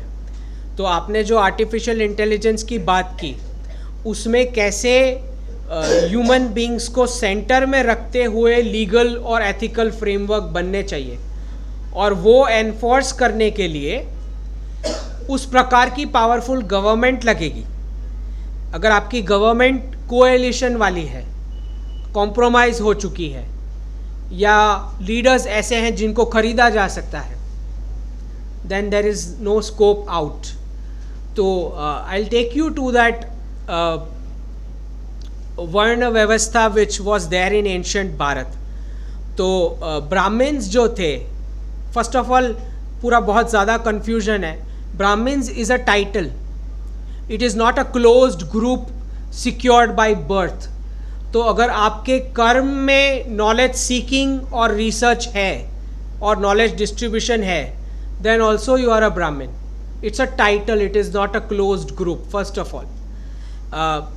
तो ब्राह्मण्स को ये था कि उन्हें जो मतलब रिसर्चर वर्ग है सोसाइटी में एंशिएंट भारत में, उन्हें ये था कि उनको फाइनेंशियल एनरिचमेंट से एकदम दूर रहना है। उन्होंने मिनिमलिस्टिक लाइफ जीनी है, और धार्मिक जो टेक्स्ट हैं हमारे उसके प्रिजर्वेशन के लिए जो साधना या जो भी मैंडेट्स हैं उनके लिए, तो दैट वाज। लेकिन उनको जो है वो पावर इस्तेमाल नहीं कर सकते, मतलब ब्रूट फोर्स, ठीक है। उनको क्षत्रिय पे डिपेंडेंट रहना है फॉर सिक्योरिटी। वो क्षत्रिय को पॉलिसी मेकिंग के लिए गाइडेंस दे सकते हैं, लेकिन खुद पावर इस्तेमाल नहीं कर सकते शस्त्रों का, right, on a larger section of society. क्षत्रिय जो है वो भी मॉनेटरी एनरिचमेंट में नहीं सम्मिलित हो सकते, क्योंकि उनके ऊपर दायित्व है सिक्योरिटी का। तो वो आर्म्स इस्तेमाल कर सकते हैं, पावर इस्तेमाल कर सकते हैं, लेकिन पॉलिसी के लिए गाइडेंस ब्राह्मण से लेना है उनको डिसीजन लेने से पहले, और फाइनेंशियली खुद को एनरिच नहीं करना है विथ प्रॉफिट्स।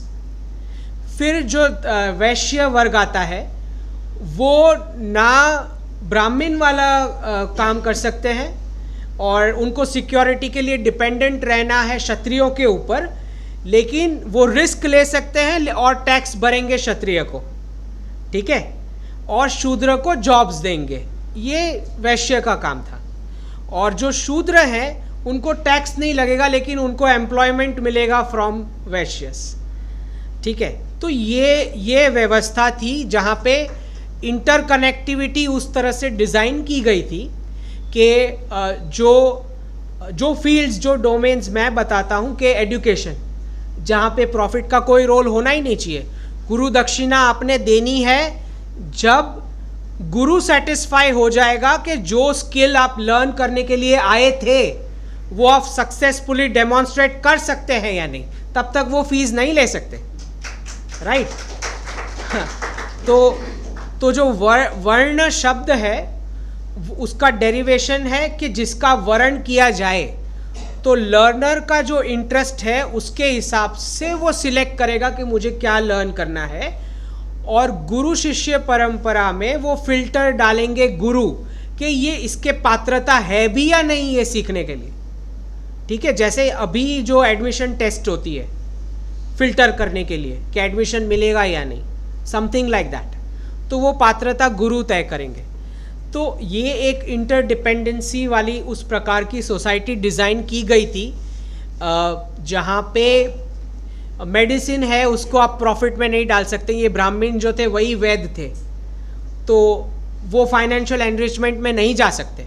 और आज आप देख रहे हैं कि हॉस्पिटल के सारे सेंटर्स प्रॉफिट सेंटर्स हो चुके हैं। मतलब आपको दर्द ये हो रहा है, दूसरे 5 सेंटर्स पे आपको भेजा जा रहा है, वो रिपोर्ट भी निकालो, ये भी निकालो, ये भी निकालो, राइट। आप हर जगह प्रॉफिट देते हुए जा रहे हैं। तो इस प्रकार का एंशिएंट भारत का डिज़ाइन था कि जो लीडर्स हैं क्षत्रिय, वो पावर एक्सरसाइज करेंगे, वो फाइनेंशियल एनरिचमेंट नहीं देखेंगे खुद का। तो बहुत सारे आंसर्स एंशिएंट भारत में ही है अगर आपको खोज निकालने हो। नमस्ते, मेरा नाम चिराग शाह है। आपका वक्तव्य में बहुत ही दायरे से आपने कवर किया, सो रियली अप्रिशिएबल।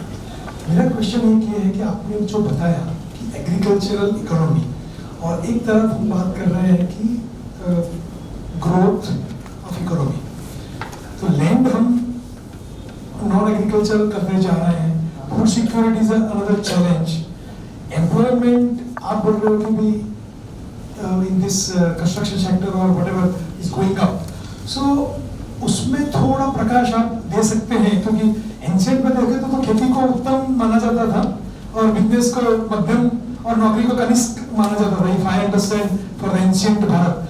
तो आप जो बता रहे हो मुझे सम एक्सटेंट सही लग रहा है, बट उसमें अभी से जो ग्रोथ की जो डेफिनेशन डिफाइन करने जा रहे हैं, कोई भी government, I am not Poynting on the government, but तो उसको फूड सिक्योरिटी, एम्प्लॉयमेंट और नेचर, मैं थोड़ा नेचर को भी लिंक करूंगा, तो उसके साथ कैसे आपके व्यूज क्या है और how it will emerge out? Thank you. तो आप पूछ रहे हैं कि ग्रोथ कैसे होगा, इज दैट द क्वेश्चन? हाँ, तो हमें ये समझना है कि if you are talking GDP growth, तो वेस्ट का टेम्पलेट ये है कि टेररिस्ट अटैक हुआ, कुछ विक्टिम्स हैं टेररिस्ट अटैक के, वो हॉस्पिटलाइज हुए तो भी जीडीपी ऊपर जाता है। ठीक है, आप पेरेंट्स से अलग हो रहे हो, अलग फ्लैट ले रहे हो, हाँ, घर में 2 मेंबर है और 4 कार है तो भी जीडीपी ऊपर ही जाता है। तो आप समझे कि G20 में जो प्रधानमंत्री का जो वक्तव्य आया, उन्होंने क्लियर बोला कि GDP is an outdated concept. तो अगर आप देख रहे हैं कि ग्रोथ को अगर आप उस हिसाब से देख रहे हैं जहाँ पे there is no end to it, कि आप डेट लेते जाओ और ग्रोथ करते जाओ, that was feasible to some extent in that single currency world order. Multi currency world order में ये नहीं होगा, आपको सस्टेनेबिलिटी मिलेगा, उस प्रकार के ग्रोथ के नंबर्स नहीं मिलेंगे जो लास्ट 50 ईयर्स में मिले हैं। नंबर्स मैं बता रहा हूँ, but life would be more sustainable if all the urban template cities in future gets diluted and tier 2 and tier 3 cities naturally organically coming up with their talent. तो I wouldn't be surprised, क्योंकि tier 2 और tier 3 cities कितनी होंगी भारत में, ये सारी अगर develop होती है, you can see that kind of growth, but you will not be able to see कि suppose say I am taking example of Mumbai hypothetical, तो उसका उतना ग्रोथ हो चुका है कि अब growth has exhausted, right, there is no breathing space. तो उस प्रकार का ग्रोथ नहीं होगा, सस्टेनेबल लिविंग वाला एक ग्रोथ हो सकता है। उनका आंसर क्वेश्चन तो यही था ना कि लैंड नहीं है हमारे पास। We don't have land, that is the question. हाँ, उनका बेसिक आंसर था, तो क्या क्वेश्चन था, वो लैंड पे था। हमारे पास इतनी अभी लैंड हुई ही नहीं है ना। We don't have a land crunch problem. I think what he says is right. See, partly if you see that 7 to 8 10 was agriculture land, we had that no. the land for producing our foods is getting reduced. I think Robin Sharma ne or Rahul Sharma has written 5, 6, 7 years back, which I'm not an economics student, but whatever I No, I got your question. I got your question. The problem was never about the size of the land with the agriculture sector. The problem was आपने अपने पिताजी के पास जाके 7 लोगों ने अपना हक मांगा और एग्रीकल्चर लैंड को तोड़ा। That was the problem. Problem is not that India के पास लैंड नहीं है, राइट? तो आप लैंड को कंसोलिडेट करो। इसी के लिए फार्म लॉस का अपोज हुआ है ना। बाहर से जो फंडिंग हुई फार्म लॉस के प्रोटेस्ट के लिए इसी वजह से हुई कि अगर ये सारी एग्रीकल्चर लैंड कंसोलिडेट हो जाएगी तो we will again start giving the massive contribution world wide. उसी के लिए बाहर से फंडिंग आई, ठीक है? तो बाहर से अब फंडिंग आएगी ये लैंड को जोड़ने के लिए। That is what will happen. Exactly, you are saying the right thing, sir. जैसे 7 टुकड़े तो हो गए ग्लोबलाइजेशन, प्रोडक्टिविटी नहीं आएगी ना। नहीं, बट 7 में से एक बंदा ऐसा था जिसने वो एग्रीकल्चर लैंडर का उसके पार्ट का उसने यूज किया, और 7 जो है वो दूसरी जगह जाके जॉब कर रहा है। देवेंद्र सब प्रश्न ये है कि एक लास्ट टाइम अपना जो इनसाइट भारत था उसमें ये जो आपने सिस्टम बताया कि शूद्र वैश्य क्षत्रिय, तो सर एजुकेशन सिस्टम में जो पहले का पार्ट था कि लास्ट टाइम एक रिपोर्ट मैंने पढ़ी कि 23 masters in different sectors, and उनको पूछा गया है कि आपको इंस्पायर कैसे किया गया है कि लाइक आप हिस्ट्री के मास्टर बनो, आप इंजीनियरिंग के मास्टर बनो, who is the inspired you? तो लाइक आफ्टर ऑल एक रिसर्च का एनालिसिस ये आया कि teachers, someone teachers who inspired me that this sector is suitable for you. तो क्या मेरा प्रश्न ये है कि ऐसा कोई अभी एक वर्क चल रहा है उसी संदर्भ से, ताकि अपने बच्चों को एक अच्छी जगह पर एक अच्छा स्टेटस मिले, और जैसे आपने बताया कि जो फंड अपने इन्वेस्ट कर रहे हैं मार्केट में कर रहे हैं उससे अच्छा कि उसके एजुकेशन पर इन्वेस्ट किया जाए, तो मैं आपसे ये जानना चाहता हूँ। सो अभी जो जितना भी अवेयरनेस सोसाइटी में है उस हिसाब से कुछ गुरुकुल मॉडल्स चल रहे हैं, बट गोइंग फॉरवर्ड जो मुझे समझ आ रही है जियोपॉलिटिकल चेंजेस, उस हिसाब से बहुत सारे एजुकेशन सेक्टर के कैंपसेस टोटली फ्री हो जाने वाले हैं, ठीक है? तो वो फ्री हो जाएंगे कौन सी यूटिलिटी के लिए? एग्रीकल्चर के कुछ पार्ट्स आप छोटे बच्चों को सिखाना शुरू कर सकते हो कि टोमेटो प्लांट कैसे ग्रो होता है, लेमन प्लांट कैसे ग्रो होता है। मिलिट्री एक्सरसाइज के लिए कैंपसेस इस्तेमाल किए जा सकते हैं, स्पोर्ट्स और इंटरनेशनल गेम्स के लिए वो कैंपसेस इस्तेमाल हो सकते हैं, और मार्केट के साथ कैसे कनेक्ट करना है फॉर प्रॉफिटेबिलिटी, वो स्टार्टअप्स के इकोसिस्टम की बात कर रहा हूँ। तो एक इंडस्ट्री का अब फ्यूजन होगा विथ द एजुकेशन कैंपस, और टेक्स्ट बुक्स वाला जो मेमोरी बेस्ड मॉडल है वो थोड़ा पीछे जाएगा। That is the change we are seeing. मेरा नाम पूजा पटेल है और मेरा क्वेश्चन ये है कि अगर आपने जैसे बताया कि हमारे पास लैंड कम है, तो अगर हम एग्रीकल्चर फील्ड में आगे बढ़ना चाहे तो इतनी सारी बिल्डिंग कॉम्प्लेक्सेस हैं हमारे पास, जैसे कि मुंबई सिटी देख सकते हो, और उसके बाद तो कई सारी सिटीज है कि जहाँ पर कॉम्प्लेक्स और बिल्डिंग्स ऐसे ही बनते ही जा रहे। आप रिंग रोड पे जाओगे, कोई भी आपको फार्म दिखेगा तो फार्म में लिखा होगा कमिंग सून दिस कॉम्प्लेक्स। तो क्या हम उसमें ऐसा नहीं कर सकते कि हम उसके छत के ऊपर टेरेस फार्मिंग और वर्टिकल फार्मिंग भी हम कर सकते हैं अगर हम इनसाइड में है तो? फार्मिंग के ऊपर एग्री टेक के अंदर बहुत अलग अलग प्रकार के इनोवेशंस होंगे। और इनफैक्ट सामने ही यहाँ पे IIM अहमदाबाद है कैंपस, राइट? तो आप जाके चेक कर सकते हो, इन द लास्ट 10 years अगर आप डेटा निकालोगे तो हर एक बैच में से आपको मिलेगा ऑन एन एवरेज 6 से 7 स्टूडेंट्स खुद से टायर 2 सिटी में जाके एग्रीकल्चर लैंड कंसोलिडेट करके टेक्नोलॉजी ला के फार्मिंग में गए हुए हैं। आपको लास्ट 10 years का आप डेटा आप उनसे निकलवाएं, 5 से 7 बच्चे मिनिमम एवरी क्लास में निकलते हैं। तो इसमें इनोवेशन आएगा, टेक आएगा। और जो आप बात कर रहे हैं मतलब लिमिटलेस कंस्ट्रक्शन का, उसमें एक बहुत बड़ा कट आ जाएगा जब 500 रुपये की नोट पे एक्शन आएगा। Namaste, Seema. Thank you so much for this insightful session. It leads to so many questions, but I will ask one of them. Sir, when we talk about startup ecosystem in India, innovation was there in India, is there in India, and will be there in India. That is for sure. True. It will be growing. But there are other market forces which are running behind this ecosystem. If I may give you an example, there is BlackRock company, Sequoia Capitals. They are very big giants working behind this entire ecosystem. They select the countries that this country will grow in terms of startup. This country will not grow in terms of startup. So how do we identify that, and how do we at least reduce our dependencies on those VC firms to grow our ecosystem? Thank you. See, as long as you do not have the privilege to print your own currency for your policy decisions, this is going to be a bit difficult. तो इसका transition होगा, but after the reset you will have a lot of freedom. तो जैसे निर्मला जी का statement आया है कि 22 countries going for rupees, okay. तो और दूसरा आपने देखा कि रशिया में कैसे रुपीज़ इकट्ठा हो चुके हैं। Actually it's not a complain, it's actually a compliment, क्योंकि पहले आपके पास इकट्ठा होना पड़ता है तो फिर आप उसमें ट्रेड करना शुरू करोगे। तो उनके लिए कंप्लेन होगा, हमारे लिए कॉम्प्लीमेंट था। तो जितनी कंट्रीज़ के पास रुपीज़ ऐसे इकट्ठा होंगे, उसी के बाद once it becomes a savings currency then it becomes a trading currency.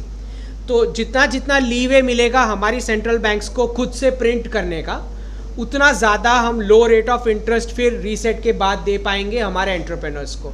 तो जैसे वेस्ट में हमने देखा एंडलेस करेंसी से उन्होंने अपने एंटरप्रेन्योर्स को बिंदास बांटे पैसे, लो रेट ऑफ इंटरेस्ट, और उसी के चलते एक गूगल और एप्पल तो ऑब्वियसली निकल आएगा अगर इतने बिजनेसमैन को देंगे तो आई थिंक। और दूसरा हमें भी थोड़ा अपना मेंटेन करना चाहिए कि सपोज़ हमने कुछ स्टार्टअप डेवलप किया है तो there is a trade off कि आप बिक जाना चाहते हो कि you want to maintain your entrepreneurship. तो कल को अगर माइटी मार्केट फोर्स आके बोल रहा है कि मैं आपको 200 करोड़ दे रहा हूँ, आप दे दो मुझे अपना स्टार्टअप, तो आप लेके फिर वेकेशन पे चले जाते हो। These are the kind of principle decisions which people have to take. तो फिर the bigger corporates are going to swallow. जहाँ तक मुझे समझ में आ रहा है ई कॉमर्स सेक्टर में, क्योंकि मेरा तो ये थीसिस रहा है PhD का कि impact of e commerce on offline trade, तो मुझे समझ में आ रहा है कि बहुत जल्द एक्शन आने वाला है।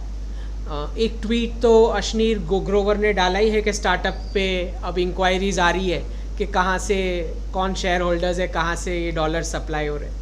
तो मुझे लगता है कि बहुत जल्द एक्शन आएगा, क्योंकि बहुत सारे ऐसे पोर्टल्स जो वेस्ट से आइडियाज़ दे के फंड किए जा रहे हैं विदाउट प्रॉफिटेबिलिटी, वो स्टार्टअप्स ने पहले डेटा कलेक्ट कर लिया कि क्या बिक रहा है, कौन सा प्रोडक्ट सर्विस, और फिर खुद अपना प्रोडक्ट और सर्विस निकाल रहे हैं और फिर वो सप्लाईज भी नहीं ले रहे हैं। तो जो थोड़ी बहुत मैन्युफैक्चरिंग का भी मिलता था वो भी अब बंद हो रहा है। तो आई थिंक कुछ ही टाइम में उस पर कुछ आएगा। अब कार्यक्रम के समापन की ओर बढ़ते हुए मैं भारतीय विचार मंच के कर्णावती शहर के मंत्री श्री केदार देशमुख से निवेदन करती हूँ कि वे मंच पर आकर आभार वेदी करें।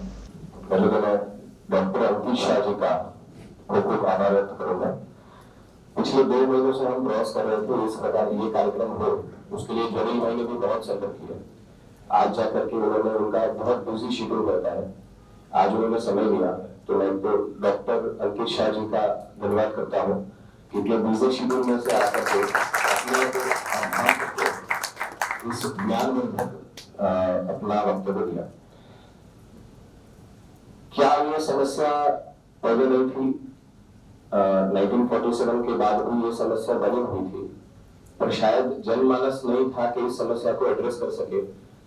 ये एक उभरते भारत का भी प्रमाण है कि आज ये समस्या, हम पूरे विश्व को एक नई दिशा देने के लिए भारत कैसे अग्रसर हो सकता है, उसका भी एक प्रमाण अब अंकित शाह जी ने अपने वक्तव्य में दिया।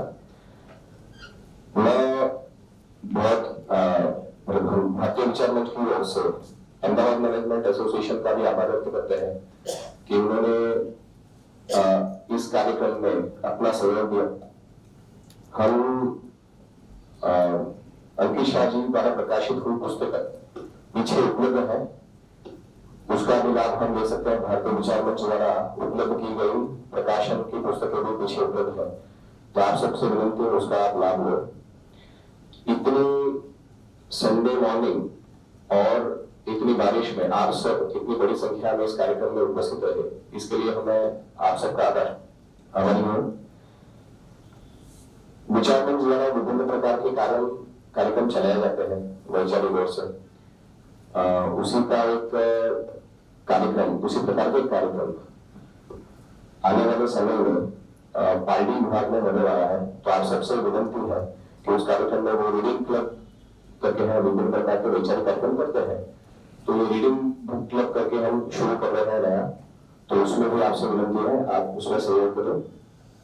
आपसे विनती है कि आपके पास एक परिचय पत्रिका होगी, उसको आप अवश्य भरें। वो डेटा से ही आप विचार मंच के भविष्य में आने वाले कार्यक्रमों की जानकारी प्राप्त कर सकेंगे, तो वो भर के आप पीछे हमारे कार्यकर्ता खड़े हैं उन सबको देंगे, ऐसी विनती है। हम कार्यक्रम यहाँ पे समाप्त करते हैं। धन्यवाद।